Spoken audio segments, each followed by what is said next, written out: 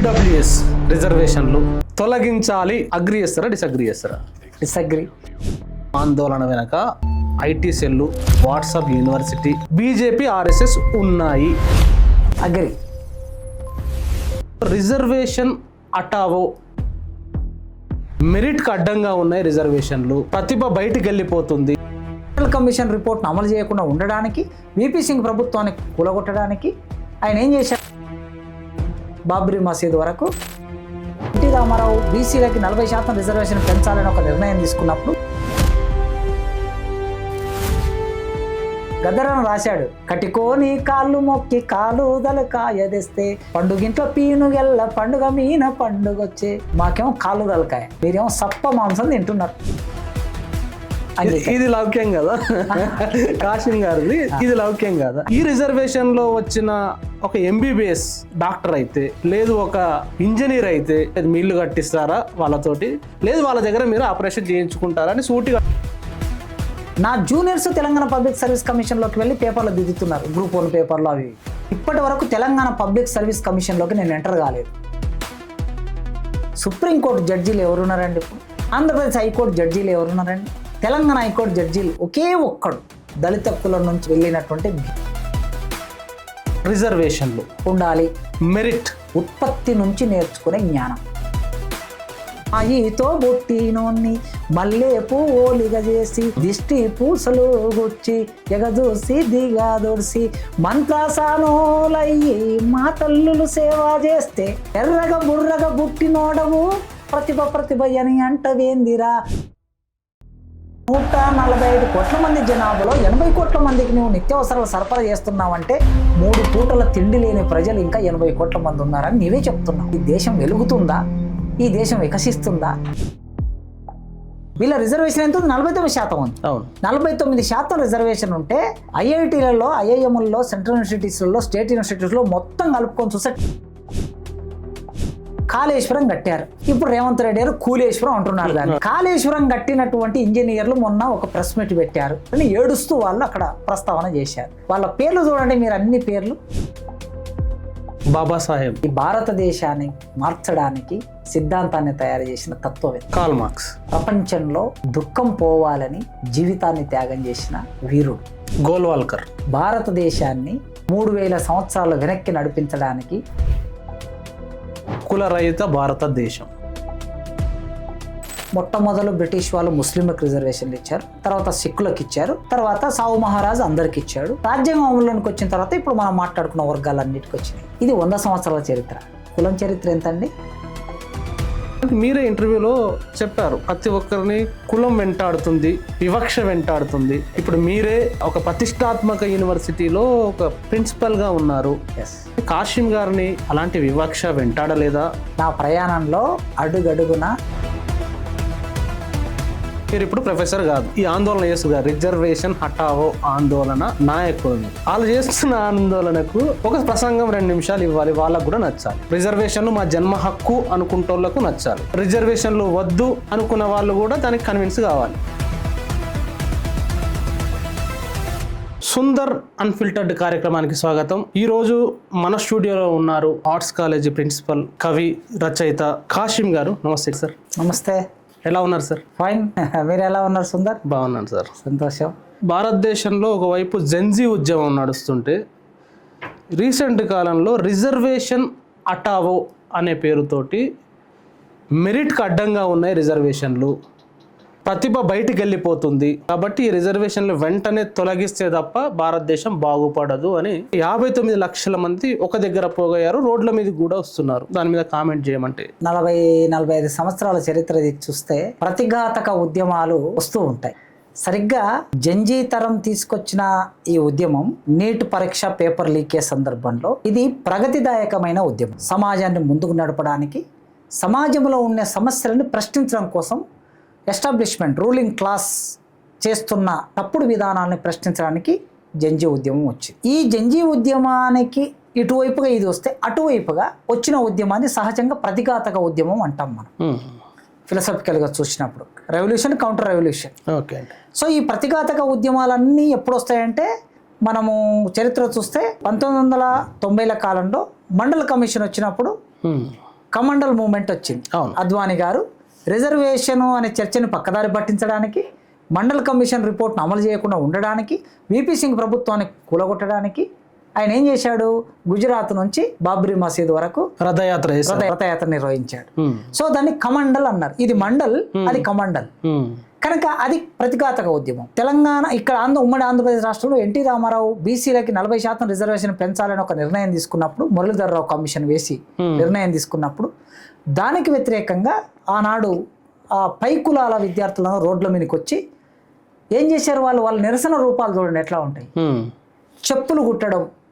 ఎవరు వీళ్ళు? బ్రాహ్మణులు, రెడ్లు, పై కులాల వాళ్ళు చెప్పులు కుట్టారంటే చెప్పులు కుట్టి యాక్షన్ చేస్తూ నిరసన వ్యక్తం చేయడం. అంటే మీరు వీళ్ళందరికీ రిజర్వేషన్ ఇస్తే మేము రేపటి నుంచి ఏం పని చేసుకోవాలి? చెప్పులు కుట్టుకోవాలి. అంటే చెప్పులు కుట్టే వృత్తి పట్ల గౌరవం లేదు వాళ్ళకి. నిరసన వ్యక్తం చేయడానికి దాని ఒక రూపంగా రోడ్లు ఊడ్చటం. మీరు రిజర్వేషన్ అమలు చేస్తే రేపటి నుంచి మేము అందరం రోడ్లు ఊడ్చుకోవాలి, ఎవరో పై కులాల్లో పుట్టిన వాళ్ళు. సో అది ఒక ప్రతిఘాతక ఉద్యమం. ప్రతి సందర్భంలో ప్రత్యేక తెలంగాణ ఉద్యమం జరిగింది. ప్రత్యేక తెలంగాణ ఉద్యమం ప్రారంభమైనప్పుడల్లా ఈ డిమాండ్ ముందుకు వచ్చినప్పుడల్లా మాకు రాయలసీమ కావాలని వాళ్ళు ముందుకు వస్తారు, ఆంధ్ర ప్రత్యేక రాష్ట్రం కావాలని వాళ్ళు ముందుకు వస్తారు, విశాలాంధ్ర కావాలని ఒకరు ముందుకు వస్తారు. ఇలా అంటే ఒక ప్రజాస్వామికమైన డిమాండ్ను పక్కదారి పట్టించడానికి వచ్చే ఉద్యమాలన్నీ ప్రతిఘాతక ఉద్యమాలు. అలా వీళ్ళు ఒక ఇన్స్టాగ్రామ్ ఓపెన్ చేసుకొని ఒక 50 లక్షలు 59 లక్షలు దాంట్లో జాయిన్ అయ్యి ఈ నినాదాన్ని ముందుకు తీసుకొస్తున్నారు. ప్రధాన స్రవంతి చర్చని, రాజకీయాలని పక్కదారి పట్టించడానికి రూలింగ్ క్లాసే దీని వెనుక ఉండి ముందుకు తీసుకు. ఆర్గానిక్ వచ్చింది కదా ఇది. 80% ఆర్గానిక్ మూమెంట్ కాదు. ఆర్గానిక్ మూమెంట్ అంటే మనం చూసాం, అబ్బురంగా చూసాం. మనం అందరం ఆ పిల్లలు పోలీసులు 10 మంది నిలబడి కొడతా ఉంటుంటే నా దేశం కోసం నేను నిలబడతాను, కొట్టండి నన్ను, చంపండి నన్ను, అంత కమిట్మెంట్తో నిలబడ్డాడు. ఆ కమిట్మెంట్తో నిలబడటం అనేది అది ఆర్గానిక్ పోరాటం అంటాం. ఇదేమో ప్రతిఘాతక ఉద్యమం అంటాం. కనుక ప్రతిభ అనే పేరు మాట్లాడుతున్నారు కదా, మెరిట్ కు అన్యాయం జరుగుతుంది అంటున్నారు కదా. అసలు మెరిట్ అంటే ఏంటంటే ఎగ్జాక్ట్లీ నాకు ఎప్పుడో గుర్తుకొస్తుంది. నేను సరిగ్గా మండల కమిషన్ ఉద్యమం నడిచినప్పుడు నేను 8th class, I was in 8th class. నిజానికి మండల్ కమిషన్ మూమెంట్ అనేది ఈ సమాజాన్ని అర్థం చేసుకోవడానికి నాకు ఒక పునాదినిచ్చింది.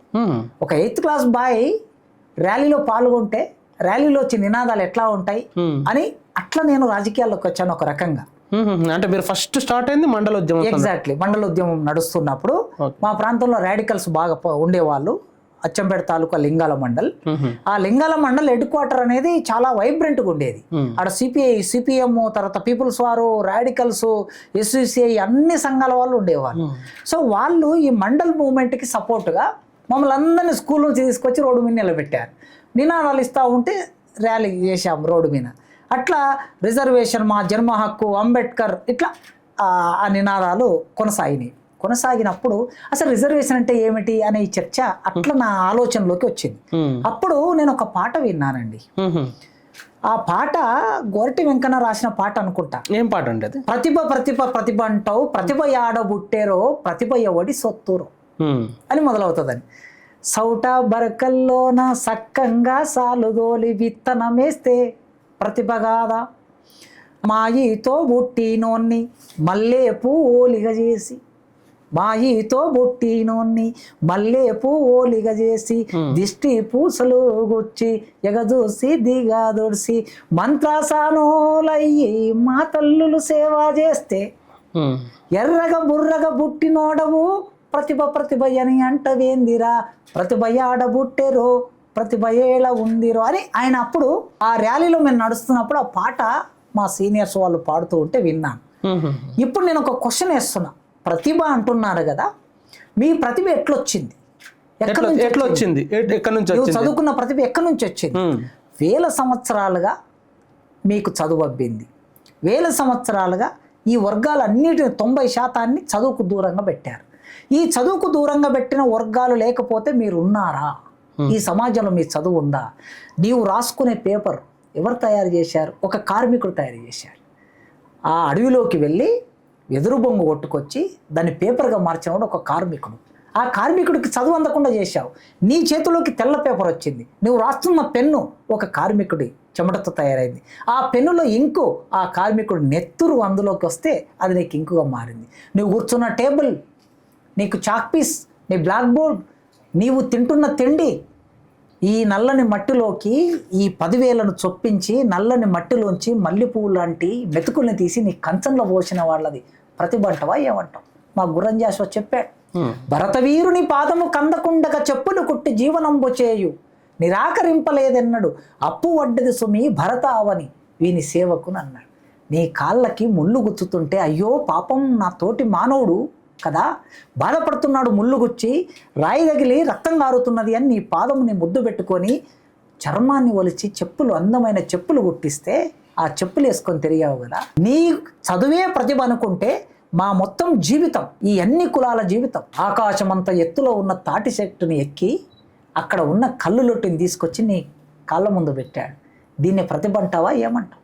నీవు శరీరానికి బట్టలు లేకుండా తిరుగుతున్నప్పుడు, చలికి వణుకుతున్నప్పుడు, ఎండకు ఎండుతున్నప్పుడు, వానకు తడుస్తున్నప్పుడు ఈ మనిషికి బట్టనివ్వాలని తన నరాలని దారాలుగా చేసి బట్టను తయారు చేసి ఇచ్చాడు పద్మశాలి. గౌడన్న చెట్లెక్కాడు, మాదిగన్న చెప్పులు కుట్టాడు, కుమరన్న కుండలు చేసి ఇచ్చాడు. ఇదంతా ఏమండి? ఈ ప్రతిభ నీ పరిగణలోకి రాదా? కనుక ఉత్పత్తి కులాలు సృష్టించిన ప్రతిభతో ఎర్రగా బుర్రగా అయినోడివి 4 అక్షరాలు తెలుసుకున్న తర్వాత ప్రతిభని మాట్లాడుతున్నావు కదా. ఈ ప్రతిభ లెక్కలోనికి వస్తే ఇప్పటి వరకు ఈ దేశంలో చదువుకున్నది మీరే, డాక్టర్లు అయింది మీరే, యాక్టర్లు అయింది మీరే, సైంటిస్టులు అయింది మీరే, ఇంజనీర్లు అయింది మీరే. మరి మీ కట్టడాలన్నీ ఎలా ఉన్నాయి? మీ ప్రతిభ ఎంత గొప్పగా ఉంది? భారతదేశంలో ఇప్పటికీ తనదైన సొంత వస్తువు తయారు చేయగలిగిన టెక్నాలజీ మీ ప్రతిభావంతులు మీరు ఎందుకు తయారు చేయలేకపోయారు? మొన్న నేను ఒక పేపర్ చదివాను, బిజినెస్ పేపర్లో ఒకటి చదివాను. మనము ఏ వస్తువును తయారు చేయాలనుకున్నా కూడా 60 నుంచి 70% స్పేర్ పార్ట్స్ అన్నీ కూడా చైనా నుంచి దిగుమతి చేసుకుంటున్నామని రాసింది పేపర్. దిగుమతి చేసుకొని అసెంబ్లీ చేసి మేక్ ఇన్ ఇండియా అని పెట్టి నువ్వు బయటికి రిలీజ్ చేస్తున్నావు.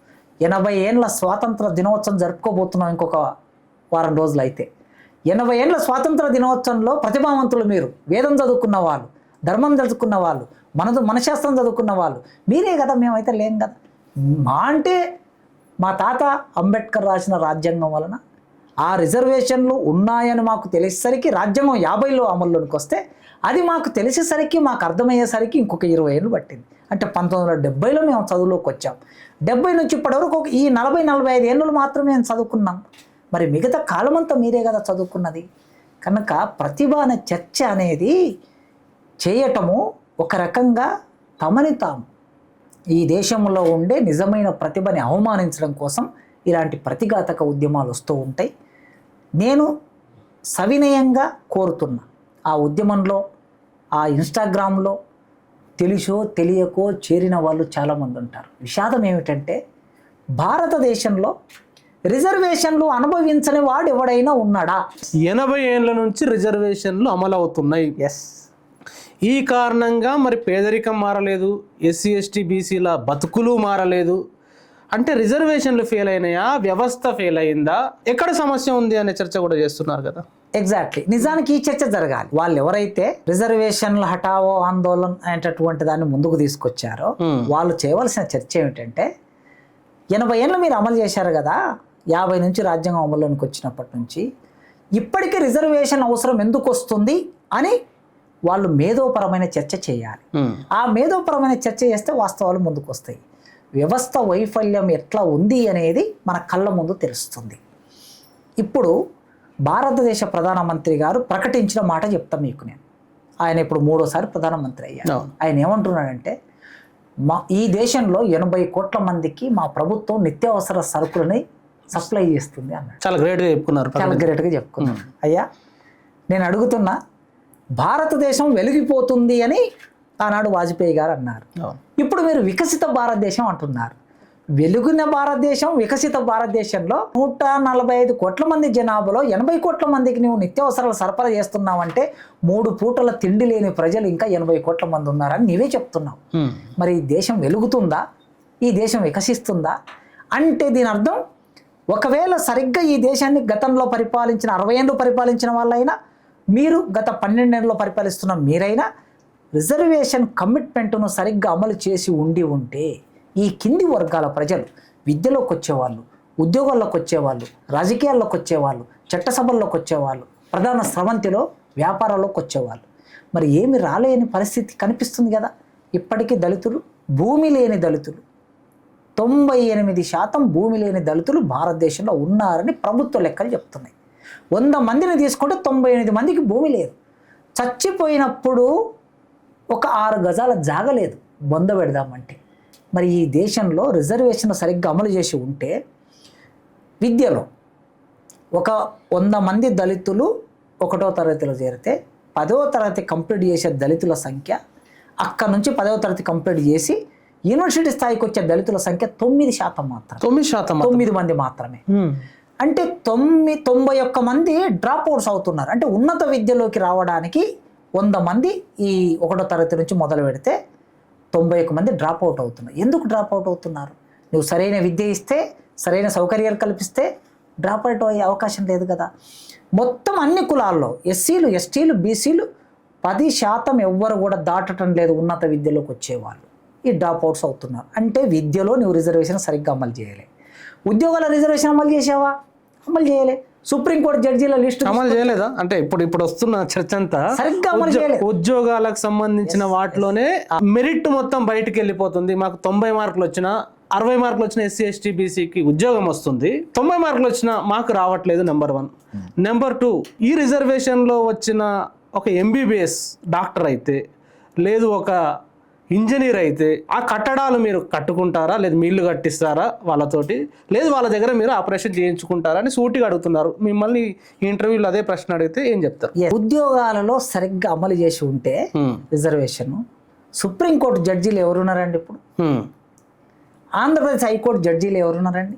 తెలంగాణ హైకోర్టు జడ్జీలు ఒకే ఒక్కడు దళిత కులం నుంచి వెళ్ళినటువంటి భీమపాక నగేష్ గారు ఒక్కరే. ఎన్ని సంవత్సరాల కాలం? 50 సంవత్సరాల తర్వాత ఒక్కరే ఉమ్మడి ఆంధ్రప్రదేశ్ రాష్ట్రంలో ఒకే ఒక్క దళితుడు అక్కడికి చేరుకోగలిగారు. మీరు 73, 74 ఏళ్ళు రిజర్వేషన్ అమలు చేస్తే ఒక్క జడ్జిని కూడా మీరు ఎందుకు తయారు చేయలేకపోయారు? అంటే మీరు సరిగ్గా అమలు చేయలేదని అర్థం. ఐఐఎంలు, ఐఐటీలు, సెంట్రల్ యూనివర్సిటీ రిజర్వేషన్ అమలు చేయటం లేదు సరిగ్గా. శ్రీహరికోట అనేటటువంటిది కేవలం ఒక వర్గానికి లేదా ఒక కులానికి సంబంధించి రిజర్వేషన్ చేయలేదు కదా. అక్కడ అన్ని కులాల వాళ్ళు ఉండొచ్చు. మరి ఎందుకు అక్కడికి పంపించట్లేదు? దీనితో పాటు అంటే మీరు ఇచ్చిన ఉద్యోగాలు కానిస్టేబుల్ ఉద్యోగాల్లో రిజర్వేషన్ కల్పించారు.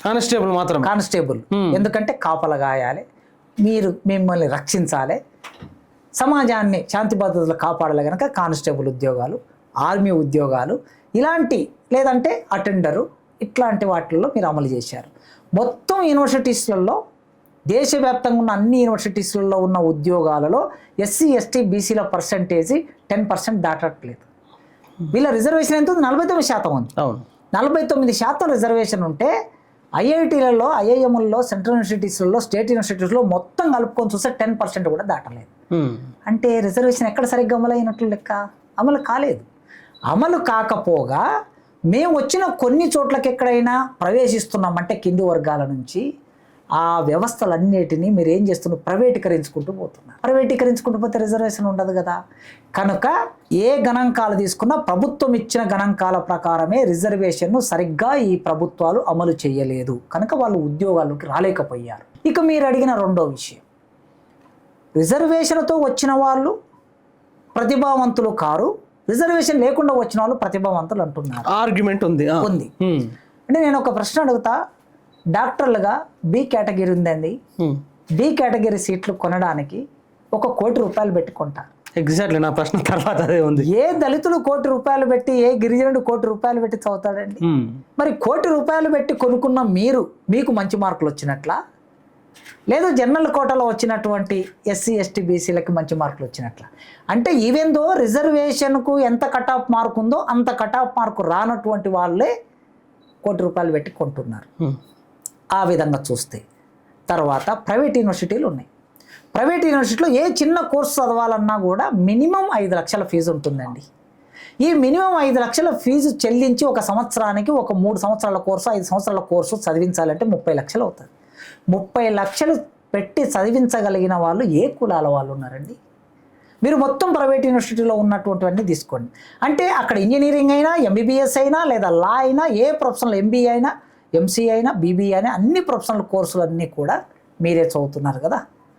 అయితే ఒక చిన్న ఎగ్జాంపుల్ చెప్తా. కాళేశ్వరం కట్టారు, ఇప్పుడు రేవంత్ రెడ్డి గారు కూలేశ్వరం అంటున్నారు. దాన్ని కాళేశ్వరం కట్టినటువంటి ఇంజనీర్లు మొన్న ఒక ప్రెస్ మీట్ పెట్టారు. ప్రెస్ మీట్ పెట్టి మాట్లాడినప్పుడు రేవంత్ రెడ్డి గారు మమ్మల్ని ఏదో తక్కువ చేసి మాట్లాడారని ఏడుస్తూ వాళ్ళు అక్కడ ప్రస్తావన చేశారు. వాళ్ళ పేర్లు చూడండి మీరు, అన్ని పేర్లు ఏ సామాజిక వర్గాల నుంచి వచ్చిన వాళ్ళు. మరి కాళేశ్వరం కట్టింది అయితే మేము కాదు కదండి. ఇప్పుడు అది కూలిందా లేదా అని వేరే చర్చ. కానీ కాళేశ్వరం కట్టిన వాళ్ళు ఎస్సీలు, ఎస్టీలు, బీసీలు, సిఈలు ఎంతమంది ఎస్సీ, ఎస్టీ, బీసీలు ఉన్నారు అని అట్లా చూస్తే, అట్లే రిజర్వేషన్లతో వచ్చినటువంటి డాక్టర్లు, మీకు మత్సుకు ఒక ఎగ్జాంపుల్ చెప్తాను నేను. నిమ్స్ డైరెక్టర్గా పనిచేశారు, మంచి కార్డియాలిస్ట్ ఆయన. నిమ్స్కు డైరెక్టర్గా పనిచేసి వేరే తర్వాత ప్రైవేట్ హాస్పిటల్ పెట్టుకున్నాడు. ఎంత ప్రతిభావంతులు, బాగా చదువుకున్న, మంచి ర్యాంకులు వచ్చినటువంటి అప్పర్ క్యాస్టుల దగ్గరికి వెళ్లకుండా ఆయన చేయబడినటువంటి రాజకీయ నాయకులు లేడు. నాదెండ్ల భాస్కరరావు నుంచి మొదలు పెడితే చాలా పెద్ద పెద్ద రాజకీయ నాయకులందరూ ఒకప్పుడు నిమ్స్లో వైద్యం చేసుకునేవాళ్ళు, ఇప్పుడు ప్రైవేట్ హాస్పిటల్ వచ్చినాయి అనుకోండి. సో ఆయన ఎంత ప్రతిభావంతుడు, ఎస్సీ రిజర్వేషన్తోనే వచ్చి చదువుకున్నాడు. ఆయన ఎంత ప్రతిభావంతుడు అయితే ఆయనతో ఆపరేషన్ చేయించుకున్నారు. అట్లా ఎన్ని ఉదాహరణలు అయినా చెప్పొచ్చు. కనుక ఇక్కడ ప్రతిభ అనేది రిజర్వేషన్ వలన వస్తే పోతుంది, ఓపెన్ కేటగిరీలో వస్తే ప్రతిభ చాలా బాగుంటుంది అనేటటువంటిది కాదు. ఇవాళ ఈడబ్ల్యూఎస్ వచ్చింది. ఈడబ్ల్యూఎస్ అనేది గతంలో 50% కట్ ఆఫ్ కంటే ఏమాత్రం పెరిగినా కోర్టులలో ఇది రాజ్యాంగ విరుద్ధము కాబట్టి రిజర్వేషన్లు పెంచడానికి లేదు అనేవాళ్ళు. మరి ఈడబ్ల్యూఎస్కు అది ఎందుకు వర్తించలేదు? నెంబర్ 1. నెంబర్ 2, ఈడబ్ల్యూఎస్ ఇప్పుడు బీసీ రిజర్వేషన్లు పెంచమని చాలామంది డిమాండ్ చేశారు, ఉద్యమాలు చేసినారు. ఈడబ్ల్యూఎస్ ఎవరు డిమాండ్ చేశారు, ఎవరు కొట్లాడారు, ఎట్లా జరిగింది అనే దాని గురించి ఒక ప్రొఫెసర్గా ఏం చెప్తారు? అసలుకు సమాజంలో ఎలాంటి డిమాండ్ లేకుండా వచ్చినటువంటిది ఈడబ్ల్యూఎస్ రిజర్వేషన్. నేను ఇన్ ప్రిన్సిపల్ ఈడబ్ల్యూఎస్ను వ్యతిరేకిస్తా సూత్రప్రాయంగా. కానీ అగ్రకులాల్లో కూడా పేదవాళ్ళకి ఉపయోగపడేటటువంటి ఒకానొక పరిస్థితి ఏర్పడినప్పుడు సపోర్ట్ చేస్తాం. అందులో కూడా పేదలు ఉంటారు, వాళ్ళకు కొన్ని అవకాశాలు దక్కాలి కనుక.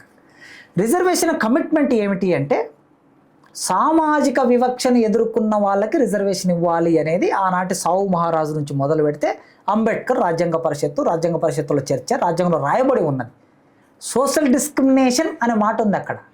ఎకనామికల్ డిస్క్రిమినేషన్ అని, ఎకనామికల్ అన్ఈక్వాలిటీ అని లేదు. సోషల్ డిస్క్రిమినేషన్ అనేది రిజర్వేషన్కు ఉన్న కమిట్మెంట్. ఎస్సీలకు ఉంది సోషల్ డిస్క్రిమినేషన్, ఎస్టీలకు ఉంది సోషల్ డిస్క్రిమినేషన్, కనుక వాళ్ళకి రిజర్వేషన్ రాజ్యాంగబద్ధంగా వచ్చింది.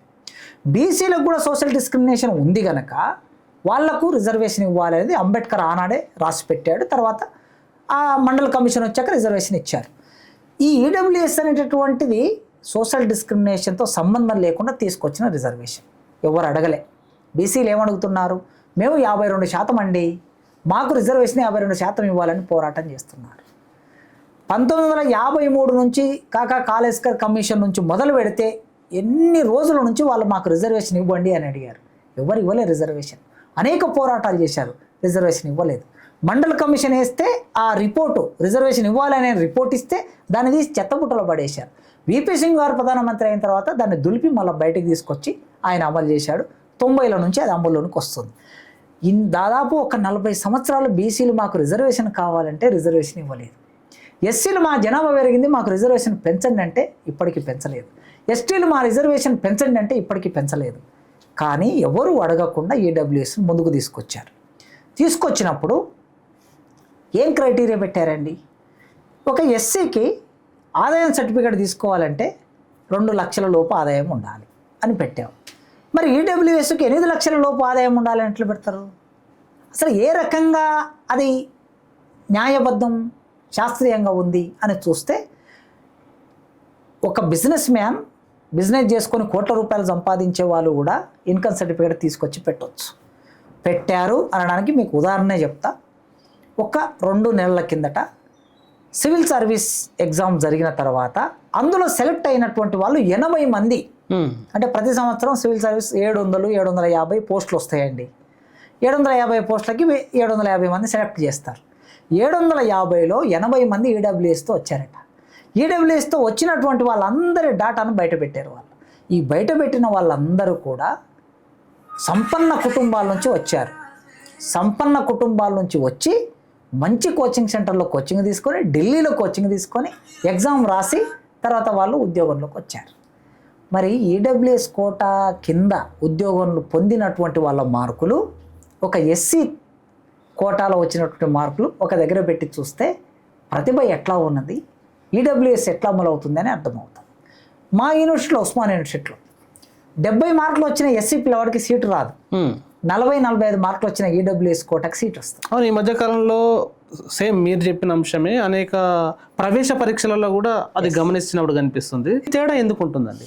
అదే ఎందుకు ఉంటుందంటే, ఇప్పుడు ప్రతిభ అనే మాట మాట్లాడుతున్నారు కదా, అంటే పై కులంలో పుట్టడం మాత్రమే ప్రతిభ కాదండి. ప్రతిభ అనేది అవకాశాలు దొరకటం వలన ప్రతిభ వస్తుంది, చదవటం వలన ప్రతిభ వస్తుంది, చదవగలిగే వాతావరణం కల్పించడం వలన ప్రతిభ వస్తుంది. అంతే తప్ప ఒక కులంలో పుట్టాం కనుక ప్రతిభ రాదు. ఆ భావన నుంచి బయటపడమని నేను అప్పీల్ చేస్తున్నా.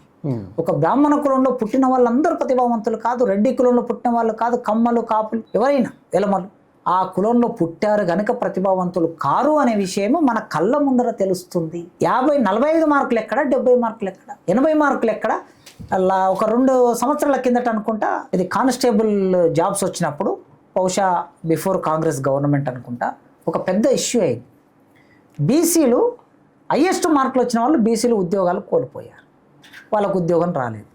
కానీ ఈడబ్ల్యూఎస్లో తక్కువ మార్కులు వచ్చిన, హైయెస్ట్ మార్కుల దగ్గర ఏదైతే కట్ ఆఫ్ మార్క్ ఉందో తక్కువ మార్కులు వచ్చిన వాళ్ళకి ఉద్యోగాలు వచ్చాయి. అప్పుడు ఒక పెద్ద చర్చ అయింది. కనుక ప్రతి సందర్భంలో ప్రవేశ పరీక్షలైనా, ఉద్యోగాలైనా, ఇంకొక సందర్భం అయినా కూడా వాళ్ళకు తక్కువ మార్కులు ఎందుకు వస్తున్నాయంటే నేనేం అర్థం చేసుకుంటున్నానంటే, పాపం వాళ్ళు పేదవాళ్ళు, వెనకబడ్డారు, చదువులోకి రాలేకపోయారు, చిన్న చిన్న వ్యాపారాలు, ఒకవేళ వాళ్ళ వయస్సులు అయితే చిన్న కొట్టు చూసుకొని వ్యాపారాలు చేసుకోవటము, వాళ్ళు బ్రాహ్మణులు అయితే ఒక గుడిలో పూజ చేసుకోవటము, వాళ్ళు రెడ్లు అయితే భూమి లేనటువంటి ఒక సాదాసీదా రెడ్డో, ఇట్లాంటి వాళ్ళ కమ్మలైతే రోజువారీ కూలీలో అయి ఉంటారు. వాళ్ళ తాత ముత్తలు చదువుకోలేదు, చదువుకోకపోవటం మూలంగా ఇప్పుడే మొదటి జనరేషన్ వాళ్ళు చదువులోకి వస్తున్నారు. చదువులోకి రావటం మూలంగా వీళ్ళతో పోటీ పడలేకపోతున్నారు. నేను ఆ కోణంలో అర్థం చేసుకుంటా వాళ్ళని. అదే కోణంలో వేల సంవత్సరాలుగా గుడికి, బడికి, సంపదకి, అధికారానికి దూరమైన మమ్మల్ని కూడా అర్థం చేసుకోండి అని అప్పీల్ చేస్తాం. మళ్ళీ మేము ఏ సహృదయంతో అర్థం చేసుకుంటున్నామో, నీకు తక్కువ మార్కులు వచ్చినా తప్పు పట్టట్లేదు, నీకు ప్రతిభ లేదని మేము అనటం లేదు, నీకు తక్కువ మార్కులు రావడానికి ఒక చారిత్రక నేపథ్యం ఉంది అని మేము అర్థం చేసుకుంటున్నాం. అట్లే ఒకానొక సందర్భంలో తక్కువ మార్కులు వచ్చిన సీట్ వచ్చిందంటే దానికి ఒక చారిత్రక రాజకీయ నేపథ్యం ఉంది అని అర్థం చేసుకోమని మేము అప్పీల్ చేస్తున్నాం. అంటే ఇప్పుడు కట్ ఆఫ్ మార్క్స్ చూసుకుంటే ఎస్సీ, బీసీ కానీ ఈ అంశాలు చూసుకున్నప్పుడు దాదాపు ఓపెన్ కేటగిరీకి చాలా దగ్గరగానే ఉంటుంది కానీ చాలా కాంపిటీషన్ ఎగ్జామ్స్. ఎగ్జాక్ట్లీ. ఎస్సీలు ఇప్పుడు పిల్లలు చాలామంది గ్రూప్ 1లో మొన్న గ్రూప్ 1 మన రిజల్ట్ వచ్చింది, గ్రూప్ 2 రిజల్ట్ వచ్చింది, గ్రూప్ 3, గ్రూప్ 4 అన్ని రిజల్ట్స్ వచ్చాయి. అన్నింట్లలో ఎవరికి తీసిపోకుండా ఎస్సీలు మొదటి ర్యాంకులలో ఎస్సీలు ఉంటున్నారు, ఎస్టీలు ఉంటున్నారు. ఒక్కొక్కసారి ఎట్లుంటుందంటే ఓపెన్ కేటగిరీలో కట్-ఆఫ్ మార్కు కన్నా ఎస్సీల మధ్యన పోటీలో వచ్చినటువంటి కట్-ఆఫ్ మార్కు ఎక్కువగా ఉంటుంది. అంటే దాని అర్థం ఒక 50 సంవత్సరాల కాలం మీరు రిజర్వేషన్ కల్పిస్తే వీళ్ళలో ఎంత ప్రతిభ ముందుకు వచ్చిందనేది అర్థమవుతుంది. కేవలం ఒక గ్రూప్లోనే కాదు, గ్రూప్స్లో ఉద్యోగాల్లోనే కాదు, ప్రతి చోట ఇది అనిపించింది. డిఎస్సి పడితే ఉద్యోగాలు రాసినప్పుడు వాటిల్లో సెలక్షన్ మొదటి ర్యాంకులన్నీ కూడా ఎస్సీలు వస్తున్నారు. ఉస్మాన్ యూనివర్సిటీ ఒకప్పుడు మేము చదువుకునే రోజుల్లో మేము ఎంట్రన్స్ రాస్తే రిజర్వేషన్లో సీట్లు వచ్చేవి, కానీ వాళ్ళ ఓపెన్లో ఉన్న 10 సీట్లు ఎస్సీలకి, ఎస్టీలకి, బీసీలకు వస్తాయి. అంటే యాజ్ ఏ ప్రిన్సిపల్గా డాటా చూసి మాట్లాడతారు ఎగ్జాక్ట్లీ. పక్కగా రోజు నా దగ్గర ముందు పెట్టుకొని రోజు చూస్తుంటా కదా నేను. కనుక డాటా ఆ విధంగా ఉన్నది అంటే దీని అర్థం ఏమిటి? ఇంకొక కోణం కూడా ఉంది. పై కులాల్లో డబ్బులున్న వాళ్ళు ఉస్మాన్ యూనివర్సిటీకి రావటం లేదు, వాళ్ళ ప్రైవేట్ యూనివర్సిటీలకి, విదేశాలకు వెళ్ళిపోతున్నారు కనుక ఇక్కడ ఉన్నత పై కులాల వాళ్ళు పేదలే వస్తున్నారు ఉస్మాన్ యూనివర్సిటీకి. సో ఆ పేదలు ఎస్సీలతో పోటీ పడలేకపోతున్నారు, ఎస్టీలతో పోటీ పడలేకపోతున్నారు, బీసీలతో పోటీ పడలేకపోతున్నారు. ఆ కన్సర్న్ నాకుంది ఆ పేదల పట్ల, అగ్ర కులాల్లో పుట్టిన పేదల పట్ల కన్సర్న్ ఉంది. వాళ్ళకి అవకాశం కల్పించాలి ఇంకా కొన్నాళ్ళు. కనుక ఆ విధంగా విభజన రేఖ అనేది రావటానికి, మనుషుల మధ్యన విభేదాలు సృష్టించడానికి రిజర్వేషన్ అనే ఒక ఫార్ములాని ముందు పెట్టి పాలక వర్గాలు, రాజకీయాలు చేసేవాళ్ళు, లేకపోతే ఉన్నత కులాలు ఈ వైరుధ్యాన్ని సృష్టిస్తారు. ఇప్పుడు ఎవరైతే రిజర్వేషన్ వ్యతిరేక ఆందోళన చేస్తున్నారో వాళ్ళకి నేను చేస్తున్న అప్పీల్ ఏంటంటే, వాళ్ళకి అప్పీల్ చేద్దరు, ఎందుకంటే వాళ్ళ ఒక ఆర్గ్యుమెంట్ ఏంటంటే అంబేద్కర్ గారు రిజర్వేషన్లను కేవలం 10 సంవత్సరాలు మాత్రమే ఇచ్చారు, ఈ రాజకీయ నాయకులు వాళ్ళ అధికారం కోసం దీన్ని పొడిగించుకుంటూ పోతున్నారు అని చేస్తున్న ఆరోపణ అసత్యమా అర్ధసత్యమా మీరేం చెప్తారు? అంటే వాళ్ళు ఒకసారి రాజ్యాంగాన్ని చదువుకుంటే, కాన్స్టిట్యూంట్ అసెంబ్లీలో జరిగిన చర్చలు చదువుకుంటే బాగుంటుంది. అంబేద్కర్ రాసింది ఏమిటంటే ఈ వర్గాలు ప్రధాన స్రవంతిలోకి వచ్చే వరకు రిజర్వేషన్లు అమలు చేయాలని రాశాడు ఆయన. 10 సంవత్సరాలు అనేది రాజకీయ రిజర్వేషన్, ఎగ్జాక్ట్లీ విద్యా ఉద్యోగ రిజర్వేషన్లు కాదు, రాజకీయ రిజర్వేషన్లు. రాజకీయ రిజర్వేషన్లు మాత్రమే ప్రతి 10 ఏళ్ళకు ఒకసారి పార్లమెంటు పొడిగించుకుంటూ వెళ్తుంది. మనం ఇంతకుముందు మాట్లాడుకున్నాం కదా, విద్యలో ఉపాధిలో రిజర్వేషన్లు సరిగ్గా అమలు చేయని ఒకానొక పరిస్థితి ఉన్న చోట రిజర్వేషన్లు తీసేయటం అనేది సాధ్యం కాదు. అసలు రిజర్వేషన్ పొందని వాళ్ళు ఎక్కడున్నారనేది నా ప్రశ్న. ఇప్పుడు ఎవరెవరు పొందారు? ఇప్పుడు ఎస్సీలు రిజర్వేషన్ పొందుతున్నారు 15%, ఎస్టీలు రిజర్వేషన్ పొందుతున్నారు 6.5%, బీసీలు రిజర్వేషన్ పొందుతున్నారు 27%, ఓసీలు రిజర్వేషన్ పొందుతున్నారు 10%, ఎస్సీలు 22% ఉంటే 15% పొందుతున్నారు, ఎస్టీలు 12% ఉంటే 6.5 పొందుతున్నారు, బీసీలు 52% ఉంటే 27% పొందుతున్నారు. అంటే తాము ఉన్నంత శాతం ఎంత ఉందో జనాభా దాంట్లో సగం మాత్రమే రిజర్వేషన్ ఫలాలని ఎస్సీ ఎస్టీ బీసీలు పొందుతున్నారు. కానీ ఈడబ్ల్యూఎస్ కోటా పేరు మీద వాళ్ళున్న జనాభాకి మించి రిజర్వేషన్ పొందుతున్నారు. వాళ్ళు 7% 8% జనాభా ఉంటే దేశంలో వాళ్ళు 10% రిజర్వేషన్ పొందుతున్నారు. రిజర్వేషన్ అనేది అన్ని కులాలకి ఇవాళ అవకాశంగా పొందుతున్న ఒకానొక స్థితి ఉన్నది. ఇప్పుడు రిజర్వేషన్ హటావో అంటే ఏ రిజర్వేషన్లు హటావో వాళ్ళ దృష్టిలో నేను అనుకోవటం, వాళ్ళ దృష్టిలో రిజర్వేషన్ హటావో అంటే ఎస్సీ ఎస్టీ బీసీలకు ఇచ్చే రిజర్వేషన్ హటావో అని. ఈడబ్ల్యూఎస్ కూడా హటావో అనేటటువంటి మాట చేర్చాలి వాళ్ళు. హఠావో అనేటటువంటిది తప్పు, దాన్ని మనం తప్పనిసరిగా పూర్వపక్షం చేయవలసిందే ఈ సందర్భంలో. అయితే సుప్రీంకోర్టు చాలా సందర్భాల్లో మీరు ఇంతకుముందు ప్రస్తావన చేశారు ఇంట్రోలో, సుప్రీంకోర్టు ఎక్కడైనా 1% రిజర్వేషన్ పెంచితే 50% పరిమితి ఉన్నది, దాటొద్దు చాలా జడ్జిమెంట్లు ఉన్నాయి. సుప్రీంకోర్టు ఒకసారి ఇచ్చిన జడ్జిమెంట్ను తానే మళ్ళీ పూర్వపక్షం చేసుకున్న సందర్భాలు చాలా ఉన్నాయి. అట్లా చూసినప్పుడు కింది వర్గాలకు రిజర్వేషన్ పొందితే 50% లిమిట్ దాడుతుంది అన్నారు. మరి మొన్న రిజర్వేషన్ ఇచ్చినప్పుడు 10% ఇస్తే ఏమైంది? 49 + 10 ఎంత అయింది? 59 అయింది కదా. అంటే నువ్వు పెట్టినటువంటి కటాఫ్ దాటిపోయింది కదా. మరి ఎందుకు సుప్రీంకోర్టు మౌనంగా ఉండింది? ఎందుకు మౌనంగా ఉండిందంటే సుప్రీంకోర్టులో ఉన్న జడ్జీలు ఎవరైతే ఉన్నారో ఆ జడ్జీలకు సంబంధించిన సామాజిక వర్గాల వాళ్ళకి రిజర్వేషన్ ఇస్తే వాళ్ళకి నష్టం లేదు, కింది వర్గాలకు రిజర్వేషన్ ఇస్తే వాళ్ళకి నష్టం. అందుకే ఇవి చట్టబద్ధంగా విద్యలో ఉపాధిలో ఇస్తున్నటువంటి రిజర్వేషన్ నేను చెప్పినప్పుడు 59%. మరి అన్ని గుడులలో పూజారులను ఎవరికి రిజర్వ్ చేశారండి? మా కత్తి పద్మారావు గారు ఎప్పుడో చాలా ఏళ్ళ కిందట నేను చిన్నగా ఉన్నప్పుడు ఒక ఛాలెంజ్ చేశాడు. నేను సంస్కృతం చదువుకున్నా, నాకు మంత్రాలు వస్తాయి, నాకు గుడిలో ఉద్యోగం, తిరుపతిలో నాకు ఉద్యోగం ఇవ్వండి అని ఛాలెంజ్ చేశాడు ఆయన. మరి ఇచ్చారా? ఇప్పటి వరకు ఇవ్వలేదు. ఏం చెప్పారు ఆయన? కారం చెడు ఎవరైనా స్పందించారా ఆయన ఓపెన్ ఛాలెంజ్? అస్సలు స్పందించలేదు. ఆనాటి ప్రభుత్వము ఎన్టీ రామారావు నిజంగా దీన్ని ఆలోచించి ఆయన ఏం చేశాడంటే గుడులలో రిజర్వేషన్ ఇవ్వాలి, వేద పాఠశాలలో కూడా రిజర్వేషన్ ఇవ్వాలి, రిజర్వేషన్ ఇచ్చి కింది వర్గాల పిల్లల్ని తీసుకెళ్ళి అక్కడ చేర్పించి వాళ్ళకి చదివించాలి అన్నాడు. నేను ఈ మధ్యన జస్ట్ వేద పాఠశాల తిరుమల తిరుపతి దేవస్థానం ఎస్సీ ఎస్టీ అసోసియేషన్ అంబేద్కర్ మీద మాట్లాడడానికి నన్ను అఫీషియల్గా పిలిచినప్పుడు నా ఉపన్యాసం అయిపోయిన తర్వాత నేను వేద పాఠశాల చూడాలనుకుంటున్నా అన్న. తీసుకెళ్ళారు నన్ను. తీసుకెళ్తే నేను అక్కడ ఉన్నటువంటి ఆ ప్రిన్సిపాల్ని అడిగాను, సరే ఇక్కడ బ్రాహ్మణులు కాకుండా ఇంకెవరైనా ఉన్నారా అన్నాను. సరే ఎవరు లేరు, అందరూ బ్రాహ్మణులు ఉన్నారు. మరి వేరే వాళ్ళకి అడ్మిషన్ ఇస్తారా సార్ అంటే అట్లాంటిది ఏం లేదండి అని. ఎన్టీ రామారావు ముఖ్యమంత్రిగా ఉన్న రోజుల్లో ఒక జీవో ఇచ్చాడు ఆయన. జీవో ఇస్తే పూజారులందరూ గుడులకు తాళాలేసి నిరసన వ్యక్తం చేశారు. గుడులకు తాళాలేసి ఆ రోజుల్లో దేవుణ్ణే బంద్ చేశారు. అంటే ఎన్టీ రామారావు గుడి కూడా ఇది పబ్లిక్ ప్రాపర్టీ కదండి.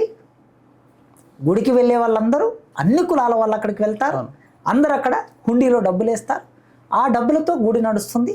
ప్రభుత్వ నియమ నిబంధనల ప్రకారం దేవాదాయ ధర్మాదాయ శాఖ మంత్రిత్వ ఆధీనంలో గుడి నడుస్తుంది. నడిచినప్పుడు అది ప్రభుత్వాన్ని అంటే ప్రజలది. మరి ప్రజలదైనప్పుడు రిజర్వేషన్ స్కూల్లో అమలు చేసినావు, కాలేజీలో అమలు చేసినావు, సెక్రటరియట్లో అమలు చేసినావు, ఎంఆర్ఓ ఆఫీస్లో అమలు చేసినప్పుడు మరి గుడులు ఎందుకు అమలు చేయకూడదు అని ఎన్టీ రామారావు జీవో తీసుకొచ్చాడు. జీవో తీసుకొస్తే వీళ్ళు నిరసన వ్యక్తం చేసి రేపటి నుండి మీరు జీవో అమలు చేస్తే వెనక్కి తీసుకోకపోతే ఈ గుడులు ఓపెన్ చేయమని తాళాలు వేసి పడేశారు. అమలు కాలేదు. కత్తి పద్మారావు వేసినటువంటి సవాల్ ఏదైతుందో ఆ సవాల్ ఇప్పటికి సవాల్గానే ఉంది. అంటే గుడులన్నీ బ్రాహ్మణులకే రిజర్వ్ చేసి పెట్టారు, అత్యధిక రిజర్వేషన్ మీకే ఉంది. ఓకే, తర్వాత తెలంగాణలో విద్యా సంస్థలు ఎవరికి రిజర్వ్ చేశారండి? తెలంగాణలో ఒక 11 ప్రైవేట్ యూనివర్సిటీలు ఉన్నాయి. 11 ప్రైవేట్ యూనివర్సిటీలు ఎవరి, నేను లెక్క చెప్పండి, పేర్లతో సహా చెప్తా, వాళ్ళు బాధపడతారు. అందులో నా మిత్రులు కూడా ఉన్నారు, పేర్లు అవసరం లేదు. లెక్క తీస్తే తెలంగాణలో రెడ్ల ఆధీనంలో మొత్తం ప్రైవేట్ విద్యా వ్యవస్థ మెజారిటీ ఉంది, 90% ఉంది. ఇక మిగతా ఒక 10% వాళ్ళు బీసీలు కూడా ఉండొచ్చు. ఆంధ్ర ప్రాంతానికి పోతే 90% కమ్మల ఆధీనంలో ఉంది విద్యా వ్యవస్థ. మీకే రిజర్వ్ చేశారు, అదేమన్నా మాకు రిజర్వ్ చేశారా? ఒక్క యూనివర్సిటీ అన్న ఒక దళితుడు తీసుకున్నాడండి? ప్రైవేట్ యూనివర్సిటీలు వచ్చాయి కదా తెలంగాణలో, ఒక్క దళితుడు తీసుకోలేకపోయాడు కదా. అంటే విద్య మీకు రిజర్వ్ చేశారు, గుడులు మీకు రిజర్వ్ చేశారు, వ్యాపారాలు మీకు రిజర్వ్ చేశారు. హైదరాబాద్లో ఇన్ని బట్టల షాపులు ఉన్నాయి కదండి, పెద్ద పెద్ద షాపింగ్ మాల్స్ ఉన్నాయి కదా. మీరు మొత్తం సర్వే చేయండి, కింది కులాల వాళ్ళు ఎవరైనా షాపింగ్ మాల్స్ పెట్టగలిగారా? ఆర్ఎస్ బ్రదర్స్ అని, రెడ్డి బ్రదర్స్ అని రకరకాల అవే పేర్లతో నడుస్తున్నాయి. అంటే మొత్తం బిజినెస్ అంతా మీకు రిజర్వ్ చేయబడింది. కనుక రిజర్వేషన్ పొందని వాడేవాడు? ముఖ్యమంత్రి పోస్టులన్నీ మీకే రిజర్వేషన్ ఇచ్చారు.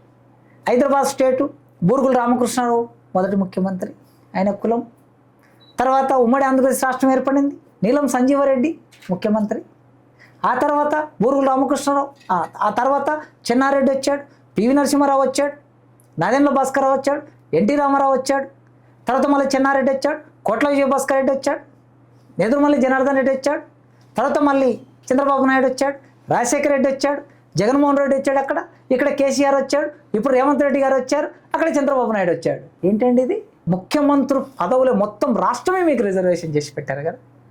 భారతదేశ ప్రధానమంత్రులు 11 మంది ప్రధానమంత్రులు, సింగిల్ కమ్యూనిటీ, 2% వాళ్ళ జనాభా భారతదేశంలో. 2% జనాభా ఉన్న వాళ్ళలో 11 మంది ప్రధానమంత్రులు అయ్యారండి. అంటే మీకే రిజర్వేషన్ చేసి పెట్టారు వాటిని. ఆర్థిక శాఖ మీకే, రెవెన్యూ శాఖ మీకే, ఎక్కడెక్కడైతే ప్రధాన ప్రాపర్టీ ఉంటుందో ఆ శాఖలన్నీ మీకు రిజర్వేషన్ చేసి పెట్టారు. హోంశాఖలు మీకే. అప్పుడప్పుడు హోంశాఖలు ఏంటంటే అక్కడ ఏం డబ్బు ఉండదు కనుక దళితులకు ఒకరు అప్పచెప్పి ఒక మహిళకు అప్పచెప్పేసి మొత్తం నడుపుతూ ఉంటారు. కనుక రిజర్వేషన్ పొందని వాళ్ళు ఎవరున్నారు ఈ దేశంలో? మాకిచ్చే రిజర్వేషను ఒక 4 ఉద్యోగాలు, ఇంత చదువు, అంతే కదా మీరు ఇచ్చే రిజర్వేషన్. కనుక భారతదేశంలో అర్థం చేసుకోమని నేను అప్పీల్ చేస్తున్నాను. ఇక్కడ మాకిచ్చే రిజర్వేషన్లు అని మీరు అన్నారు. అదే రిజర్వేషన్స్లో ఐఏఎస్ అయిన వాళ్ళ కొడుకులు మళ్ళీ ఐఏఎస్ అవుతున్నారు. 2-3 తరాలు కూడా రిజర్వేషన్లు అనుభవిస్తున్న వాళ్ళు ఉన్నారు. కానీ చెప్పులు కుట్టుకునే వ్యక్తిగానే గ్రామాల్లో ఉంటున్నారు. అనేక మందికి ఇంకా రిజర్వేషన్ ఫలాలు వాళ్ళ ఇళ్ళకి చేరుకోలేదు. దీంట్లో క్రిమి లేయర్ పెట్టాలి అని ఒక ప్రతిపాదన వస్తున్నప్పుడు ఆ క్రిమి లేయర్కి మద్దతు ఇస్తారా కాశీం గారు? దాని మీద ఏం మాట్లాడతారు? సూత్రబద్ధంగా క్రిమి లేయర్ అనే విధానాన్ని నేను వ్యతిరేకిస్తాను. సూత్రబద్ధంగా వ్యతిరేకిస్తాను అంటే క్లారిటీ ఉండాలి, చెప్తా నేను. సూత్రబద్ధంగా అంటే రిజర్వేషన్ అనేది ఒక మనిషి సామాజిక వివక్ష వలన వచ్చింది కనుక ఆ సామాజిక వివక్ష పోనంత కాలం ఆ మనిషికి రిజర్వేషన్ ఇవ్వాలి అనేది కమిట్మెంట్. ఇది సూత్రబద్ధత అంటే. ఆ విధంగా చూసినప్పుడు ఒక దళిత ఐఏఎస్ ఆఫీసర్, ఒక దళిత్ ఎమ్మెల్యే, ఒక దళిత్ ఎంపీ, ఒక దళిత్ మంత్రి, వీళ్ళకి వివక్ష పోయిందా అని చూస్తే లైవ్ ఎగ్జాంపుల్ చెప్తాను మీకు. ద్రౌపది ముర్ము గారు దేశం మొట్టమొదటి పౌరురాలు, ఆమె అత్యున్నత పదవిలో ఉన్నారు. ఆమె మొన్న ఒక గుడి దగ్గరికి పోతే ఆమెను బయట నిలబెట్టి పూజ చేసి పంపించారు. కొత్త పార్లమెంటు నిర్మాణం జరిగింది. కొత్త పార్లమెంటు నిర్మాణం జరిగితే దాని ఆవిష్కరణ ఎవరు చేయాలండి? ప్రోటోకాల్ ప్రకారం ముర్ము గారు చేయాలి, రాష్ట్రపతి. కనీసం ఇన్విటేషన్ లేదండి ఆమెకు. ఒకవేళ ఇన్విటేషన్ ఉంటే ఆమె చేతుల మీద చేయాల్సి వస్తుంది కనుక ఇన్విటేషన్ ఇవ్వకుండా ప్రధానమంత్రి గారు చేశారు. అంటే భారతదేశంలో రాష్ట్రపతి అయినా కూడా సామాజిక వివక్ష పోలేదు, ఐఏఎస్ ఆఫీసర్ అయినా కూడా సామాజిక వివక్ష పోలేదు. తెలంగాణలో మీకు ఈ మధ్య కాలంలో 5-6 మంది ఐఏఎస్ ఆఫీసర్లు కలిశారు. వాళ్ళ బాధలు చెప్తుంటే ఆశ్చర్యానికి గురయ్యాను నేను. ఎట్లుందంటే పరిస్థితి, రేవంత్ రెడ్డి గారు ఎస్సీ ఎస్టీ బీసీ, ముఖ్యంగా ఎస్సీ ఎస్టీలు ఎక్కువ మంది రేవంత్ రెడ్డి గారు అధికారంలోకి వచ్చారు. ఐఏఎస్లలో ఒక పెద్ద లాబీ నడుస్తుంది. ఈ ఐఏఎస్లో నడుస్తున్న లాబీ ఏమిటంటే తమిళ బ్రాహ్మణ్ లాబీ నడుస్తుంది, కర్ణాటక బ్రాహ్మణ్ లాబీ నడుస్తుంది, ఉత్తర భారతదేశం నుంచి వచ్చిన వాళ్ళ లాబీని 3 లాబీలు నడుస్తాయి. ఈ 3 లాబీలో ఏదో ఒక లాబీలో ఉండాలి. ఏ లాబీలో ఉండని వాడు ఏదో ఒక కనీసం ఒక అటెండరు, ఒక కారు, ఒక ఆఫీసు లేనటువంటి వాటిలో ఒక ఐఏఎస్ ఆఫీసర్ని పడేస్తున్నారు. రేవంత్ రెడ్డి గారి ప్రభుత్వంలో ఉన్న లాబీ ఐఏఎస్ ఆఫీసర్లు తమిళనాడు అండ్ కర్ణాటక ఆఫీసర్లది నడుస్తుంది. ఇప్పుడు ఈ ఆఫీసర్లు ఏం చేస్తున్నారంటే తెలంగాణ ప్రాంతం, ఆంధ్ర ప్రాంతం ఎక్కడి నుంచి వచ్చినా సరే ఎస్సీ ఎస్టీ ఆఫీసర్లను ప్రధానమైన పోస్టులు ఇవ్వటం లేదు. వాళ్ళకి ఇవ్వకుండా ఏం కారణం చెప్తున్నారంటే కేసీఆర్ ప్రభుత్వంలో కీలకమైన పదవులు నిర్వహించారు, వీళ్ళకి ఇక్కడ కీలక పదవులు ఇస్తే ఇక్కడున్న రహస్యాలన్నీ వాళ్ళకి చేరవేస్తారు వీళ్ళు అని రేవంత్ రెడ్డి గారికి చెప్పి ఆ కీలకమైన పదవులు ఇవ్వకుండా పక్కన పెడుతున్నారు. వాస్తవంగా అప్పుడు కీలకమైన పదవి నిర్వహించిన మాట వాస్తవమే. రెండోది, మరి అదే కేసీఆర్ ప్రభుత్వంలో కీలకమైన పదవులు నిర్వహించిన అప్పర్ క్యాస్ట్ ఆఫీసర్లు ఉన్నారు కదండి. ఆనాడు చీఫ్ సెక్రటరీగా పనిచేసినటువంటి మేడం ఇప్పుడు ఎక్కడున్నారు? రిటైర్డ్ అయినా కూడా ఒక ప్రధానమైనటువంటి స్థానంలో తీసుకెళ్ళి పెట్టారు కదా. సీఎంఓలో చూస్తున్నటువంటి ఆఫీసర్లందరూ కూడా ఆ రోజు కేసీఆర్ గారి దగ్గర కీలకంగా పనిచేసిన వాళ్ళు కదా. అంటే ఈ కింది వర్గాల వాళ్ళకి ఒక ప్రధానమైన పోస్ట్ ఇవ్వడానికి ఏమి సాకు చూపిస్తున్నారంటే గత ప్రభుత్వంలో పనిచేశారని. అది కాదు, అట్లా అది సాకు మాత్రమే. నేను అంటున్నా సాకు అంటున్నా. వీళ్ళు ఎస్సీ ఎస్టీల నుంచి వచ్చారు కనుక వీళ్ళని తీసి పక్కన పెడుతున్నారు.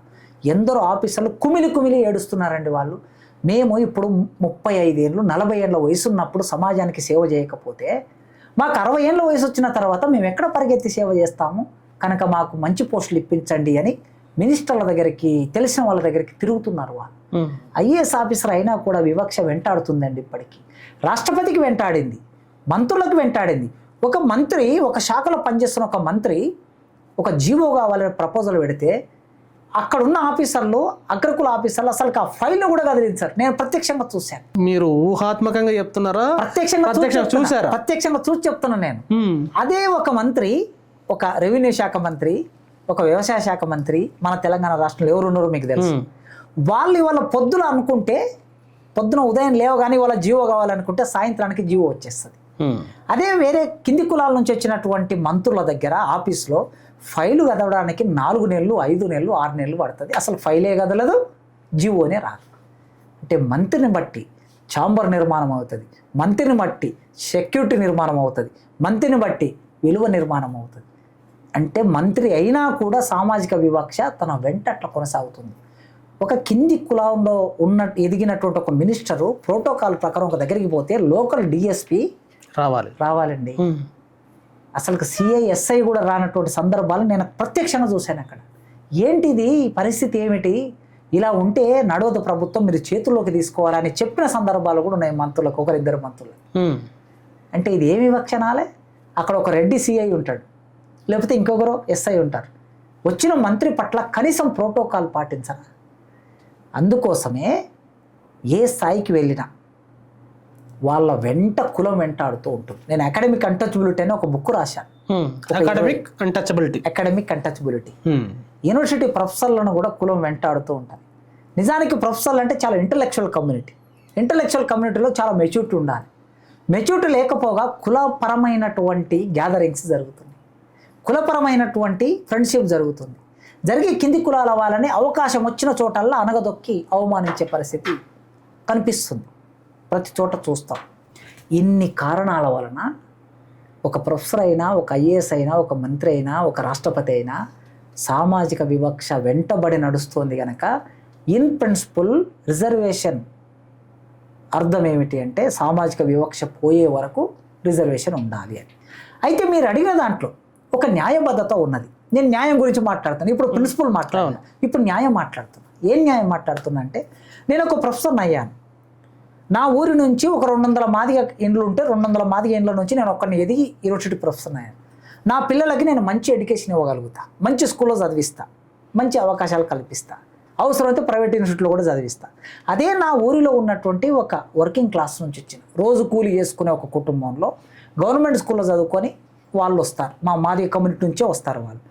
నా పిల్లలు వాళ్ళు ఒకే దగ్గర సివిల్ సర్వీస్ ఎగ్జామ్ కూర్చుంటే, లేదా ఒక మెడిసిన్కు కూర్చుంటే, ఒక ఇంజనీర్ ఒక జేఈ కూర్చుంటే వాళ్ళు నా పిల్లలతో పోటీ పడలేరు. కనుక వన్స్ రిజర్వేషన్ నేను పొందాను కనుక నా రిజర్వేషన్ ఫలాలని ఆ వర్గాలకి ఇవ్వాలి, ఇప్పుడే మొదటి తరం వస్తున్న వాళ్ళకి ఇవ్వాలి అనే ఒక న్యాయపరమైన ఆకాంక్షని నేను గౌరవిస్తాను. పాటిస్తారా గౌరవించడంతో పాటు? ఖచ్చితంగా ఏ మాత్రం అవకాశం వచ్చినా పాటించడానికి ప్రయత్నం చేస్తాను నేను. ఎందుకంటే నేను చదువుకొని వచ్చిన మొదటి జనరేషన్, మన దగ్గర కింది వర్గాల నుంచి ఎస్సీల నుంచి ఎస్టీల నుంచి వచ్చినటువంటి వాళ్ళు first second third fourth generation వాళ్ళు కూడా రిజర్వేషన్ అనుభవిస్తున్నారు. నేను ఫస్ట్ జనరేషన్. రోజు నా పిల్లలకు చెప్తాను, నేను ప్రతిరోజు చెప్తున్నా, రేపు నా రిజర్వేషన్ ఉపయోగించుకోకపోవటం అనేది వాళ్ళకు కూడా కొంత వ్యక్తిగతమైన నిర్ణయం ఉంటుంది. నేను చెప్తున్నది ఏంటంటే, బిడ్డ మీకు ఇచ్చినటువంటి అవకాశాలని మన ఊరిలో ఉన్న వాళ్ళకి ఎవరికి లేదు. నేను ఒక్కసారి రిజర్వేషన్ ఉపయోగించుకున్నా కనుక ఎట్టి పరిస్థితుల్లో మీ జీవితంలో మీ రిజర్వేషన్ ఉపయోగించుకునే పరిస్థితి మీకు రావద్దు, అట్లా చదవండి అని చెప్తూ ఉంటా. నేను చేయగలిగింది వాళ్ళని అవేర్నెస్లోకి తీసుకొచ్చేటటువంటి పని చేస్తాను నేను. ఆ విధంగా రిజర్వేషన్ పొందిన వాళ్ళు అందరూ ఆ ప్రయత్నం చేయాలని కోరుకుంటున్నాం. వాలంటీర్గా మేము నాకు ఇక రిజర్వేషన్ వద్దు అని అనుకునే రోజు రావాలి. అంత మాత్రాన ఇది ఒక చట్టబద్ధంగా రిజర్వేషన్ పొందినటువంటి వాళ్ళకి మళ్ళీ రిజర్వేషన్ ఉండకూడదు అనే దాన్ని మాత్రం అంగీకరించండి. వాలంటరీగా వదులుకోవాలని నేను అప్పీల్ చేస్తున్నా ఈ కులాల నుంచి. ఎందుకు అప్పీల్ చేస్తున్నా అంటే, మన వాళ్ళే ఎదగాల్సిన వాళ్ళు ఇంకా ఉన్నారు కనుక వాళ్ళకి అవకాశం కల్పించమని నేను న్యాయబద్ధంగా కోరుకుంటున్నాను. ఇక్కడ ఇంకొకటి ఉందండి, మీరు ఈడబ్ల్యూఎస్ రిజర్వేషన్ల గురించి మాట్లాడుతూ అగ్రకులాల్లో పేదలు ఉంటారు, వాళ్ళకు కూడా న్యాయం జరగాలి అని చెప్పారు కదా. నిజంగా వాళ్లకు రిజర్వేషన్ రూపంలో కాకుంటే ఏ రూపంలో న్యాయం జరుగుతుంది? ఇప్పుడు రిజర్వేషన్స్ అనేది సూత్రబద్ధంగా బాబాసాహెబ్ అంబేద్కర్ గారు చెప్పారు, మీరు ఇంటర్వ్యూలో కోట్ చేశారు, సామాజిక వివక్షకు వ్యతిరేకంగా అన్యాయాలకు గురైన వాళ్లకు రిజర్వేషన్లు వచ్చినాయని. ఆర్థికంగా ఏ కులమైన పేదలు ఉంటారు, ఆ పేదలకు న్యాయం జరగాలి, వాళ్ళ బతుకులు కూడా బాగుపడాలంటే మీరు ఒక పాలసీ తయారు చేయమంటే ఏం చేస్తారు? ఎగ్జాక్ట్లీ. నిజానికి రిజర్వేషన్లు అనేవి ఉపశమనాలు, ఇవి మౌలిక మార్పు కాదు, ఉపశమనాలు. ఈ ఉపశమనం అనేది దీర్ఘకాలికమైనది కాదు. ఉదాహరణకి మన కడుపులో ఏదైనా ప్రాబ్లం ఉందనుకోండి, దాని ఎఫెక్టు ఈ చేయి మీద చూపిస్తుంది. ఏదో చిన్న బొడిప రావటమో లేకపోతే చిన్న గాయం కావటమో చూపిస్తుంది. ఈ చేయి మీద గాయమైనప్పుడు మనం ఏం చేస్తాం? ఒక ఆయింట్మెంట్ రాస్తాం. ఆయింట్మెంట్ అనేది ఉపశమనం, ఆ క్షణానికి ఆ దురద పోవడానికి ఉపశమనం. కానీ ఈ దురద రావడానికి లోపల ఎక్కడో ప్రాబ్లం ఉంది, దాన్ని ఆపరేషన్ చేయాలి, కట్ చేసి దాన్ని తీసేయాలి, తీసేస్తే ఇది పోతుంది. కనుక రిజర్వేషన్ కూడా అట్లాంటివే. ఏమిటి రిజర్వేషన్లు అంటే, 10వ తరగతిలో ఎస్సీలకి 15 మార్కులకే పాసు, ఓసీలకి 40 మార్కులకు పాస్ అని లేదు కదా. లేదు, అందరూ 35 మార్కులతో పాస్ కావాల్సిందే.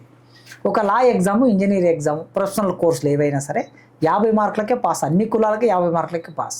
సో పాస్ కావటానికి ఏ విధంగా అయితే అందరికీ కామన్ మార్క్ ఉందో, ఇక్కడ ఒక విద్యార్థి ఆర్థికంగా వెనుకబడిన వాళ్ళైనా సామాజికంగా వెనుకబడిన వాళ్ళైనా ఒక ప్రధాన స్రవంతిలోకి రావడానికి అవి లిఫ్ట్ చేస్తాయి అంతే. కానీ ఆ మనిషి జీవితంలో మార్పు రావాలంటే సంపద మీద హక్కు వచ్చినప్పుడే మార్పు వస్తుంది. అందుకే నేను ఏం కోరుకుంటున్నంటే, ఉద్యోగాల వలన ఈరోజు జనరేషన్ ఏం ఆలోచిస్తుందంటే, ప్రభుత్వ ఉద్యోగాలకు ఎందుకు సార్ పోవటము అని ఆలోచిస్తున్నా. ఏం చేస్తారు సార్ మీరు జీవితం అంతా? ఈ ఉద్యోగం వదిలేసి రండి సార్, బిజినెస్ చేద్దామని అడుగుతున్నా. నా స్టూడెంట్సే, నా దగ్గర చదువుకున్న స్టూడెంట్స్ బిజినెస్లోకి వెళ్ళిపోయారు. సార్ మీరు నెలకి 2 లక్షల జీతం వస్తుంది, సంవత్సరానికి 24 లక్షల జీతం వస్తుంది. దాంట్లో మీరు ఏం చేస్తారు? 30% ట్యాక్స్ కట్టాలి. అంటే నెలకి 50,000 ట్యాక్స్ కట్టాలి. 6 లక్షలు ట్యాక్స్ కడతారు. చివరికి మిగిలేది ఏముంటుంది మీకు? మీ ఇంటి అద్దె, ఇది అది అంతా పోను. మీరు చివరికి రిటైర్డ్ అయిన తర్వాత ఒక ఇల్లు మిగిలించుకోగలుగుతారు సార్. మీరు బిజినెస్లోకి రండి, నెలకి 5 లక్షలు సంపాదించే బిజినెస్ చూపిస్తాం మీకు, మీరు ట్యాక్స్ కట్టాల్సిన అవసరం లేదు. అంటే ఇట్లా ఆలోచన స్రవంతి మారింది సమాజంలో బాగా. ప్రభుత్వ ఉద్యోగాల వైపు వెళ్ళటం లేదు. ఎందుకు వెళ్ళటం లేదంటే, సమాజంలో సంపద అంతా ఎక్కడుందంటే రాజకీయంలో ఉంది, రాజకీయ రంగంలో, వ్యాపార రంగంలో ఉంది సంపద అంతా.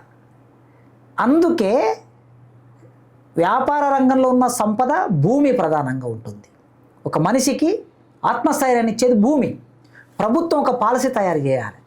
పేదలు ఎంతమంది ఉన్నారో 80 లక్షల మందికి నీవు నిత్యావసర సరుకులు సప్లై చేయొద్దు, దానివల్ల ఏం ప్రయోజనం జరగదు. అదేవిధంగా పేదలకు పెన్షన్, ప్రభుత్వాలు పెన్షన్స్ ఇస్తుంటాయి కదా, ముసలి వాళ్ళకి వికలాంగులకు మాత్రమే పెన్షన్ ప్రభుత్వం చూసుకోవాలి. మిగతా ఎవ్వరి కూడా ప్రభుత్వం అట్లా కూర్చోబెట్టి మేపకూడదు, తప్పది. ఏం చేయమంటున్నా, వాళ్ళకు భూమి ఇవ్వండి, వాళ్ళకు పరిశ్రమ ఇవ్వండి, వాళ్ళకు వ్యాపారం పెట్టుకోవడానికి ఇవ్వండి. దాని ద్వారా ఏం చేయాలి, ఒక 100 రూపాయలు ఖర్చు పెడితే 100 రూపాయలు ఉత్పాదకత పెరిగి 1000 రూపాయలు కావాలి. అట్లా అయినప్పుడే దేశం అభివృద్ధి చెందుతుంది. కేంద్ర ప్రభుత్వం అయినా రాష్ట్ర ప్రభుత్వం అయినా ఈ పాలసీ నిర్ణయించి పేదలకి 80 కోట్ల మందికి నీవు నిత్యావసరాలు సప్లై చేయకుండా 80 కోట్ల మంది తామే నిత్యావసరాలని పండించుకునే భూమిని వాళ్ళకి, వ్యవసాయాన్ని నువ్వు రిలయన్స్ అంబానీకి లేకపోతే ఆదానికి భారతదేశ వ్యవసాయ రంగాన్ని తాకట్టు పెట్టడం కాకుండా రైతులు ఉమ్మడి వ్యవసాయం చేసుకునే ఒక అవకాశాన్ని కల్పించు. అప్పుడు ఈ దేశంలో ఉత్పత్తి పెరిగి విదేశాలకు కూడా మనం సప్లై చేసే అవకాశం వస్తుంది. అప్పుడు రిజర్వేషన్ అవసరం ఎవరికి ఉంటుందండి? ఇప్పుడు ఎవరైతే రిజర్వేషన్ గురించి మాట్లాడుతున్నారో నేను వాళ్ళ ముందు ప్రతిపాదన పెడుతున్నా. మేము రిజర్వేషన్లు వదిలేసుకుంటాం, ఎస్సీ ఎస్టీ బీసీ రిజర్వేషన్లు వదిలేసుకుంటాం. దేశంలో ఉన్న సంపదనంతా అందరికీ ఈక్వల్గా మీరు పంపించేయండి. ఎందుకు రిజర్వేషన్? మా నాయనకి ఇంత భూమి ఉంది కనుక నన్ను చదివించి ఇంత దూరం పంపించాడండి. కానీ మిగతా 199 మాదిగ కుటుంబాలకి భూమి లేదు కనుక ఒకరు కూడా చదువుకోలేదు నా ఊళ్ళోనే. నా ఊరు ఒక నమూనాగా తీసుకొని చెప్తే, నా ఊర్లు అంటే ఊర్లు భారతదేశంలో 6 లక్షల గ్రామాలు ఉన్నాయి. 6 లక్షల గ్రామాల్లో ఇదే పరిస్థితి, దళితుల పరిస్థితి. కనుక భూమి ఉంటే ఆత్మగౌరవం వస్తుందండి, భూమి ఉంటే ఇంత పంట వస్తుందండి. వేరే వాడి దగ్గరికి వెళ్ళి చేయి జాపే పరిస్థితి ఉండదు. ఈ 5,000 నోట్లోకి పోతాయి భూమి ఉంటే. ఆ నోట్లోకి 5,000 పోయినప్పుడు పిల్లల్ని చదివించుకోవాలనుకుంటారు. కనుక ఫస్ట్ భూమి ఇవ్వండి, తర్వాత బిజినెస్ చేసే అవకాశం ఇవ్వండి. మేము దేశంలో ఉన్న సంపద అంతా సమానంగా పంచండి, రిజర్వేషన్ వదిలేసుకుంటాం, మాకు అక్కర్లేదు రిజర్వేషన్. కనుక దానికి అంగీకరించండి, మరి ముందుకు రండి. రిలయన్స్ అంబానీ దగ్గర ఉన్న సంపద అంతా సమానంగా పంచండి, ఇక్కడ ఉన్నటువంటి జిఎంఆర్ సంపద అంతా అందరికి సమానంగా పంచండి. లేకపోతే పెద్ద పెద్ద కాంట్రాక్ట్ పట్టినటువంటి మన చాలామంది రెడ్లు ఉన్నారు కదా, వాళ్ళ సంపద సమానంగా పంచండి, వెలమల సంపద సమానంగా పంచండి. మాకు అవసరం లేదు. భూములన్నీ సెజ్జుల పేరు మీద 500 ఎకరాలు 600 ఎకరాలు 1000 ఎకరాలు భూములన్నీ మీరు ఆక్యుపై చేసి పెట్టుకున్నారు కదా, మాకు పనిచేసేయండి. ప్రభుత్వ భూమి అని 60 లక్షలు 70 లక్షల ఎకరాల భూమి ఉంది కదా తెలంగాణలో, దాన్ని మాకు పనిచేసేయండి. ఎవరికెవరే బోర్డు రిజర్వేషన్లు చిన్న మెతుకులు మాకు పడేసి మీరేం చేస్తున్నారు? ఏదో గద్దరని రాశాడు, కటికోని కాళ్ళు మొక్కి కాలు దలకాయదేస్తే పండుగింట్లో పీనుగెల్ల పండుగ మీన పండుగొచ్చే. మాకేమో కాళ్ళు దలకాయ, మీరేమో సప్ప మాంసం తింటున్నారు. మంచిగా సప్ప తీసుకొచ్చి లేకపోతే కార్జము గుండెకాయలు తెచ్చుకొని మీరు తింటున్నారు. మాకు కాళ్ళు దలకాయ, ఈ రిజర్వేషన్ కాళ్ళు దలకాయ లాంటివి. కనుక మాకు అక్కర్లేదు.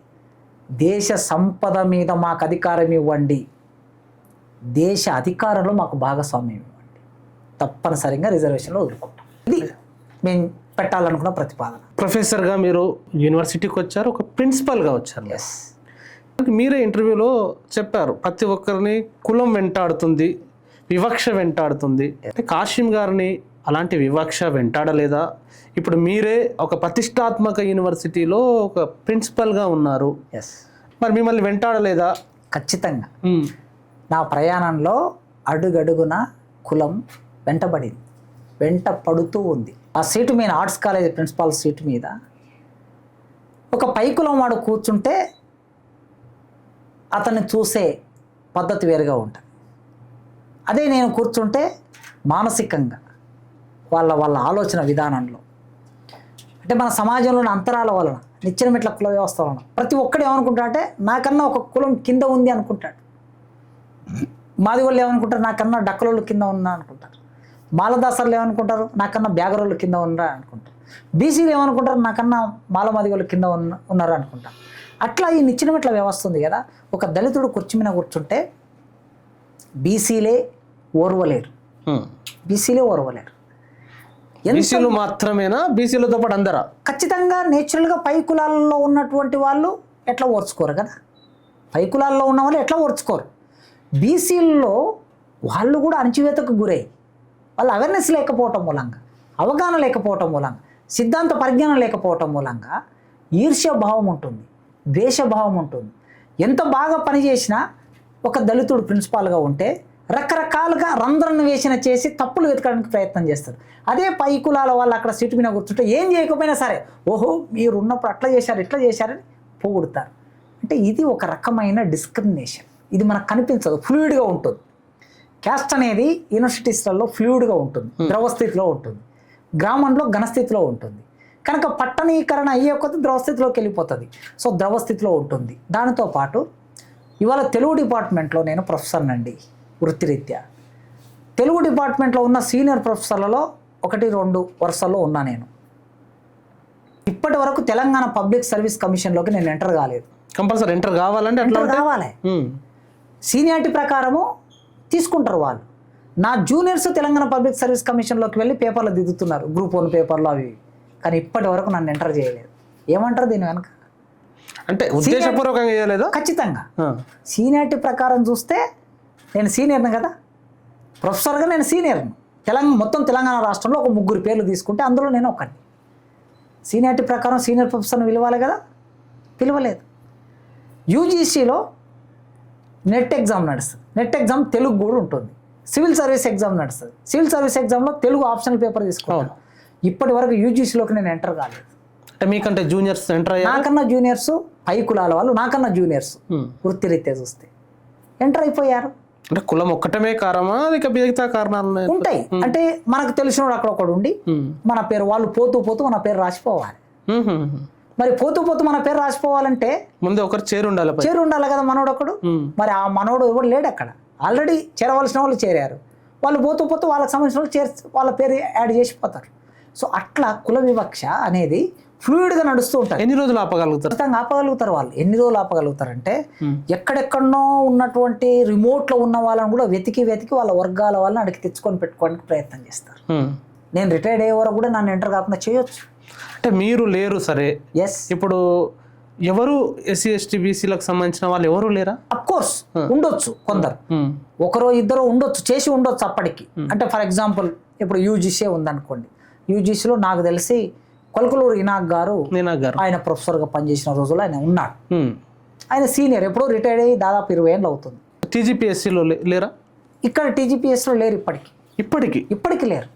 ఎందుకంటే ఒక ప్రొఫెసర్స్గా ఎస్సీ కమ్యూనిటీ నుంచి తెలంగాణ యూనివర్సిటీ నుంచి డప్పు కనకయ్య గారు ఉన్నారు, ఉస్మాన్ యూనివర్సిటీలో నేనున్నా.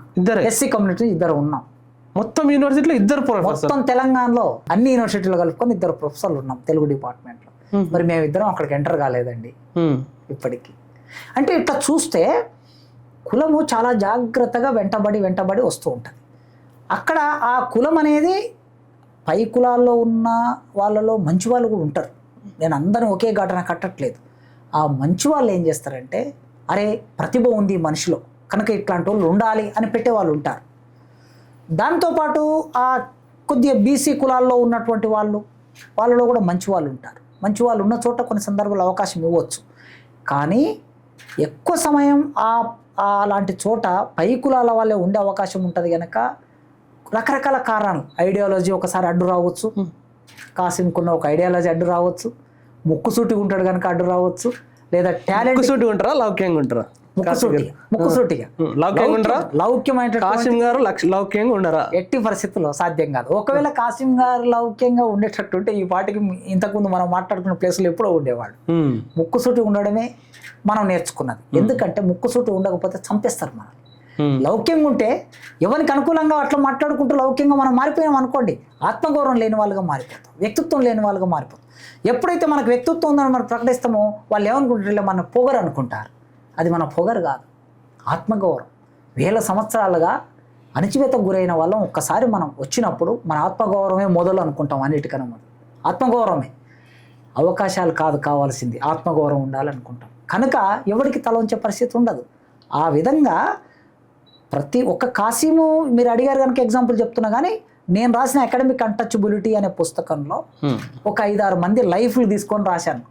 దళిత కులంలో ఉన్న వాళ్ళు, ప్రొఫెసర్స్ ఉన్న వాళ్ళు ఏ విధంగా కుల వివక్షకి గురవుతుంటారు అనేది రాశాను. తప్పకుండా ఒక పాడ్కాస్ట్ పెడదామండి ఎక్స్క్లూజివ్గా పుస్తకం పైన అంశాల మీద.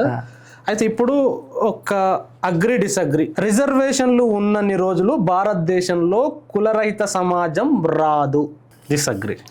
దీని మీద రిజర్వేషన్ కారణంగానే కులాలు ఇంకా బలపడుతున్నాయి, కొనసాగుతున్నాయి అంటున్నారు. దాని మీద ఇది చాలా తప్పండి. ఎందుకు తప్పు అంటున్నానంటే రిజర్వేషన్లు ఒక 100 సంవత్సరాల కాలం నుంచి వచ్చాయండి. భారత రాజ్యాంగం అమలులోకి వచ్చినప్పటి నుంచి 75 ఏళ్ళు, అంతకుముందు ఒక 30 ఏళ్ళు సావు మహారాజ్ అమలు చేశాడు. తర్వాత మొట్టమొదలు బ్రిటిష్ వాళ్ళు ముస్లింలకు రిజర్వేషన్లు ఇచ్చారు, తర్వాత సిక్కులకు ఇచ్చారు, తర్వాత సావు మహారాజ్ అందరికి ఇచ్చాడు. రాజ్యాంగం అమలులోకి వచ్చిన తర్వాత ఇప్పుడు మనం మాట్లాడుకున్న వర్గాలన్నిటికి వచ్చినాయి. ఇది 100 సంవత్సరాల చరిత్ర. కులం చరిత్ర ఎంతండి? 1000 సంవత్సరాలు. కనుక దీని గురించి ఇంకా ఎక్కువ వ్యాఖ్యానం అక్కర్లేదు. 1000 సంవత్సరాల కిందట పుట్టిన కులం అమలవుతూ ఉంది, రేపు కూడా అమలవుతుంది. రిజర్వేషన్లు తీసేసిన కులం అనేది ఉంటుంది. కనుక కుల నిర్మూలనకు వేరే ప్రోగ్రాం ఉంది. అందుకే నేను దీన్ని డిసగ్రీ చేస్తాను. రిజర్వేషన్ హటావో ఆందోళన వెనక IT cell, WhatsApp university, BJP, RSS ఉన్నాయి. Agree disagree? అగ్రీ చేస్తున్నారు. ఎస్. ప్రైవేట్ రంగంలో రిజర్వేషన్లు చేస్తే భారతీయ ఐటీ మరియు కార్పొరేట్ రంగాలు అంతర్జాతీయంగా విఫలమైతే మన దేశం నుండి కంపెనీలు బయటకు వెళ్ళిపోతాయి. డిసగ్రీ. ఎస్. ఎందుకు ప్రైవేట్ రంగంలో రిజర్వేషన్లు? కాశీం గారే మీరు ఇంతకుముందు అన్నారు, మీరు ఒక బిజినెస్ పెడితే అందులో రిజర్వేషన్లు అమలు కావాలనే దానికి యాక్సెప్ట్ చేస్తారా? లాభాలు ఏం కావాలి? ఖచ్చితంగా ప్రైవేట్ రంగం అనేది ఎవరిని పడితే వాళ్ళకి తీసుకోరు. వాళ్ళు తమ సంస్థకి లాభాలు చేకూర్చే మనుషుల్నే పరీక్ష పెట్టి, ఇంటర్వ్యూ పెట్టి, వడపోత చేసి తీసుకుంటారు. ఇవాళ ఎస్సీలైనా, ఎస్టీలైనా, బీసీలైనా ఎవ్వరికి తక్కువ లేరు. 1950 సంగతి మాట్లాడట్లేదు, 2026 సంగతి మాట్లాడుతున్నా. 2026 సంగతి నేను ఛాలెంజ్ చేస్తున్నానండి. తెలుగు డిపార్ట్మెంట్కు సంబంధించి సాహిత్యంలో నేను ఒక మాదిగ కులం నుంచి వచ్చాను, నాతో చర్చకు రమ్మనండి. దేంట్లో తక్కువనో ఓపెన్ ఛాలెంజ్. నన్ను దేంట్లో తక్కువ చూపిస్తారో రమ్మనండి, చర్చ చేస్తాను. ఎవరైనా రావచ్చు, కులంతో సంబంధం లేదు. అంతే. అంటే నేనంత సాధికారికంగా ఎందుకు చెప్తున్నా? నేను చదువుకున్న చదువు పట్ల నాకు ఆ గౌరవం ఉన్నది, ఆ నమ్మకం, విశ్వాసం ఉన్నది. ఆ చదివే నాకు ఆ విశ్వాసాన్ని ఇచ్చింది. నేను ఇలా ఛాలెంజ్ వేస్తే ఇంత అహంకారం అనుకోవచ్చు ఎవరైనా. ఇది అహంకారం కాదు, ఇది నా వర్గాలకు సంబంధించిన ఆత్మగౌరవం. కనుక ప్రైవేట్ రంగంలో వాళ్ళు తీసుకునేటప్పుడు అన్నీ వడపోత చేసి తీసుకుంటారు. కనుక ఆ ఎస్సీలలో, ఆ ఎస్టీలలో, ఆ బీసీలలో మెరిట్ వాళ్ళని తీసుకోండి, మెరిట్ లేని వాళ్ళని తీసుకోమని చెప్పట్లేదు నేను. కనుక రిజర్వేషన్ అమలు కావాలని కోరుకుంటున్నాను. అంత మాత్రాన కంపెనీలన్నీ ఇక్కడ నుంచి వదిలేసిపోతాయని ఏం లేదండి. హైదరాబాద్లో చాలా కంపెనీలు ఎస్సీలు పనిచేస్తున్నారు, చాలా అద్భుతంగా వర్క్ చేసి కంపెనీలకు లాభాలు తీసుకొస్తున్న ఎస్సీలు నాకు తెలిసిన వాళ్ళు ఉన్నారు, ఎస్టీలు నాకు తెలిసిన వాళ్ళు ఉన్నారు. విదేశాల కంపెనీల్లో పనిచేస్తున్న వాళ్ళు ఎస్సీ, ఎస్టీలు ఉన్నారు. వాళ్ళ ప్రతిభని మల్టీనేషనల్ కంపెనీలు వాడుకుంటున్నాయి.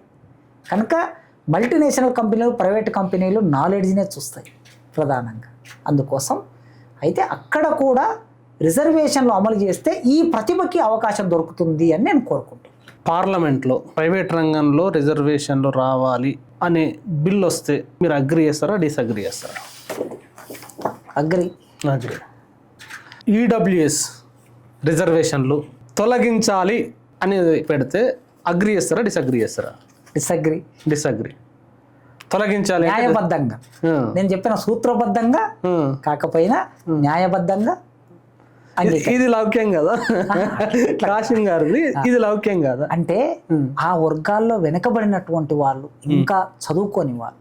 ఇప్పుడు మా ఊరి లాంటి కొన్ని వేల ఊర్లలో రెడ్లు చాలా పేదరికంతో ఉన్నారు, భూమి లేకుండా ఉన్నారు. మరి వాళ్ళు చదువులోకి రావాలి కదా. చదువులోకి రావాలంటే వాళ్ళకు కొంత అవకాశం కల్పిస్తున్నాయి కదా. బ్రాహ్మణులు కూడా ఇంకా ఛాందస్సంతో వాళ్ళు ప్రధాన స్రవంతిలోకి రాలే. ఆ గుడిలో ఆ ప్రభుత్వం ఇచ్చేటటువంటి జీతం ఏదో ఉంది కదా, ధూపదీప నైవేద్యంతో ఇచ్చేటటువంటి ఆ డబ్బులతో బతుకుతున్న బ్రాహ్మణులు కడు పేదరికంలో ఉన్నారండి పాపం. మరి వాళ్ళు కూడా చదువులోకి రావాలి కదా. ఎందుకంటే అంబేద్కర్ ఎంత మానవతా దృక్పథంతో వ్యవహరించి ఇచ్చాడో, అంబేద్కర్ నేర్పినటువంటి మానవతా దృక్పథం, మార్క్స్ నేర్పినటువంటి మానవతా దృక్పథాన్ని నమ్మినటువంటి వాళ్ళం కనుక ఆ పేదవాళ్ళ పట్ల కన్సర్న్ ఉంది నాకు. అందుకోసం యాక్సెప్ట్ చేస్తా న్యాయబద్ధంగా. అయితే సూత్రబద్ధంగా చెప్పాను నేను మీకు. సూత్రబద్ధంగా రిజర్వేషన్ అనేది ఆర్థిక అసమానతలతో ఇవ్వలేదు. అందుకే 2 విషయాలు చెప్పాల్సిన బాధ్యత మన మీద ఉన్నది. థ్యాంక్ యూ అండి. ర్యాపిడ్ ఫైర్ ఒకటి మనం చేద్దాం. అంతకంటే ముందు రోల్ రివర్స్ లాగా, అంటే మీరు ఇప్పుడు ప్రొఫెసర్ కాదు, ఈ ఆందోళన చేస్తున్నారు, రిజర్వేషన్ హటావో ఆందోళన నాయకుడు మీరు. వాళ్ళు చేస్తున్న ఆందోళనకు ఒక ప్రసంగం 2 నిమిషాలు ఇవ్వాలి, వాళ్ళకు కూడా నచ్చాలి. ఏం చెప్తారు? నేను దానికి నాయకత్వం వహించే అవకాశమే లేదు కదా. కాదండి, అంటే మీరు ప్రొఫెసర్ కాశీం గారు కాదు, రైట్, మీరు అక్కడ ఆందోళన నిర్వహిస్తున్న ఒక నాయకుడు. ఎస్.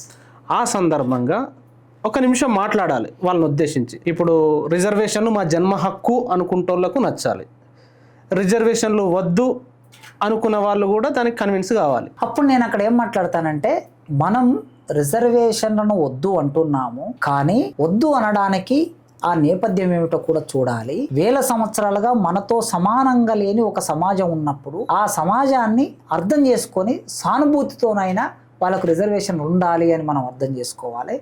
దానితో పాటు మన హక్కులు ఏమిటో మనం అడగాలి తప్ప ఇంకొకరి హక్కుల్ని హరించే పని మనం చేయకూడదు అని అక్కడ మాట్లాడతాం. ఇంకొక రోల్ ఇది లాస్ట్, మీరు సుప్రీంకోర్టు జడ్జి, మీ బెంచ్ మీదకి రిజర్వేషన్లు రద్దు చేయాలి అని ఒక పిటిషన్ వచ్చింది. ఏం చేస్తారు, ఏం తీర్పిస్తారు? నేను ఖచ్చితంగా రిజర్వేషన్లు రద్దు చేయకూడదు అనే తీర్పే ఇస్తాను. ఆ సందర్భంగా ఏం చెప్తారు? ఏం చెప్తానంటే, న్యాయ వ్యవస్థ అనేది అత్యున్నతమైనది. సుప్రీంకోర్టు భారతదేశంలో అత్యున్నత న్యాయస్థానం. చట్టసభలు చేసిన చట్టాలు రాజ్యాంగ విరుద్ధంగా ఉన్నప్పుడు వాటిని సమీక్షించి సరైన దిశానిర్దేశం చేయవలసిన బాధ్యత న్యాయ వ్యవస్థ మీద ఉంటుంది కనుక, మేము పరిశీలించాక, మా కోర్టు పరిశీలించాక, భారతదేశంలో ఇంకా ఒక 6 కోట్ల మంది ఆదివాసులు అడవుల్లోనే ఉన్నారు. వాళ్ళు ప్రధాన స్రవంతిలోకి రావాలంటే వాళ్ళకి విద్యా ఉద్యోగం కావాలంటే రిజర్వేషన్. భారతదేశంలో ఇంకా చాలా గ్రామాల్లో కుల వివక్ష కొనసాగుతుంది. ఆ కుల వివక్ష విషపు కోరలకు బలవుతున్న దళితులు ఉన్నారు. వాళ్ళని ప్రధాన స్రవంతిలోకి తీసుకురావాలంటే రిజర్వేషన్లు ఉండాలి అని తీర్పిస్తారు. ఫైనల్గా 1 వర్డ్ చెప్పాలి, ర్యాపిడ్ ఫైర్ అండి. రిజర్వేషన్లు ఉండాలి. ఈడబ్ల్యూఎస్ ఉండాలి. ఈ ఉండాలి కాకుండా నెక్స్ట్ చెప్పండి.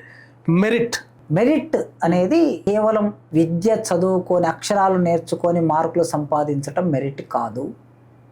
జ్ఞాన సముపార్జన మెరిట్. ఆ జ్ఞాన సముపార్జన అనేది ఒక రైతు వ్యవసాయం చేస్తున్న రైతు నాగలి దున్నటం కూడా మెరిటే.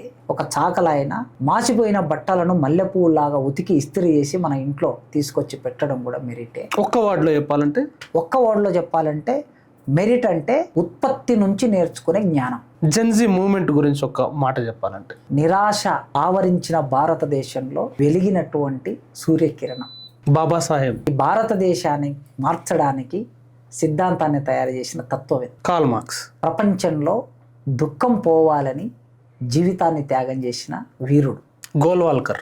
భారతదేశాన్ని 3000 సంవత్సరాల వెనక్కి నడిపించడానికి ఆలోచించిన మేధావి సాహు మహారాజ్. సామాజిక న్యాయానికి పునాది వేసిన అద్వితీయుడు. కులరహిత భారతదేశం నిర్మాణం కావాలని కోరుకుంటారు. థ్యాంక్ యూ అండి. చివరగా ఈ ఇంటర్వ్యూ కంక్లూడ్ చేసే సందర్భంగా, ఇప్పుడు జెన్జీ పేరుతోటి ఒక కేంద్ర మంత్రిని దింపగలిగినారు. భారతదేశంలో ప్రజాస్వామ్యం ప్రమాదంలో పడుతుంది, రాజ్యాంగమే ప్రమాదంలో పడుతుంది అనుకున్న సందర్భంలో ఈ జెన్జీ మూవ్మెంట్ గురించి చెప్పమంటే ఏం చెప్తారు? ఒక 10 సంవత్సరాల నుంచి చాలా క్షుణ్ణంగా భారతదేశాన్ని పరిశీలిస్తున్న సందర్భం చూశాను. స్వయంగా ఈ దేశంలో దేశ పరిపాలకులు అనుసరిస్తున్న విధానాల్లో భాగంగా ఊపా కేసు మోపబడి జైలుకు వెళ్లి నిర్బంధాన్ని ఎదుర్కొన్నటువంటి వ్యక్తిగా సమాజాన్ని చూసినప్పుడు మాట్లాడే రచయితలు మౌనమైపోయారు, జర్నలిస్టులు జైల్లో పడిపోయారు, మేధావులు రకరకాల భయాందోళనకు గురయ్యారు, జడ్జీలు తమ తీర్పులు సరిగ్గా లేని పరిస్థితి ఏర్పడింది. ఈ ప్రతిపక్ష నాయకుడు కూడా ఒక ప్రతిపక్ష నాయకుడి మీద కేసు మోపి ఆయన పార్లమెంటు సభ్యత్వాన్ని రద్దు చేసే వరకు వెళ్ళిపోయింది. ఇలాంటి ఒకానొక స్థితి, నిరాశ వాతావరణం ఆవరించిన స్థితి ఏర్పడింది. ఈ స్థితి నుంచి ఒక ఆశా కిరణం ఏమొస్తుందా అని ఎదురు చూస్తూ ఉన్నాను. ఎప్పుడైనా ప్రపంచం everything should be change in the society అనే మాట ఏదైతే ఉందో, తప్పనిసరిగా సమాజం ప్రగతిదాయకంగానే మారుతుంది అనడానికి ఈ జెన్జీ ఉద్యమం ఒక ఆశాకిరణంగా ముందుకొచ్చింది. ఆశావాదాన్ని మొత్తం మీడియా అంతా వన్ సైడ్ ఉన్న ఒకానొక స్థితి నుంచి మీడియా మధ్యస్థంగా మారే స్థితి తీసుకొచ్చింది. ఆ బిడ్డలు మాట్లాడుతున్న మాటలు చూస్తే దేశాన్ని, రాజ్యాంగాన్ని, పార్లమెంటు, రాజకీయ నాయకులు, విద్యా వ్యవస్థ, ఆరోగ్య వ్యవస్థ, వ్యవసాయ రంగం అనర్గళంగా, క్షుణ్ణంగా, అంత అద్భుతంగా అడ్రస్ చేస్తున్నారు ప్రజలను ఉద్దేశించి. కనుక నాకు ఒక నమ్మకం ఏర్పడింది. భారతదేశంలో ఒక భగత్ సింగ్ ఆశించిన యూత్, యువతరమా నవతరమా, ఈ దేశానికి కళ్ళు నీవే కాళ్ళు నీవే అని చెరబండరాజు రాశాడు. కళ్ళు కాళ్ళు ఈ దేశానికి వాళ్ళే. అలాంటి యువతరం మళ్ళొక్కసారి వచ్చి నిద్ర లేపినందుకు ఈ సమాజాన్ని ఆశావాహ దృక్పథం నాకు ఏర్పడింది. Thank you very much. చూశారు కదా, అన్ఫిల్టర్డ్ అంటే ఫిల్టర్లు ఏమీ లేకుండా ప్రొఫెసర్ కాసిం గారు ఎలాంటి ప్రశ్నకైనా అనర్గళంగా, ఆయన కూడా ఎలాంటి ఫిల్టర్ లేకుండానే అనేక విషయాల్ని, అనేక జ్ఞానాన్ని మన ముందుంచారు.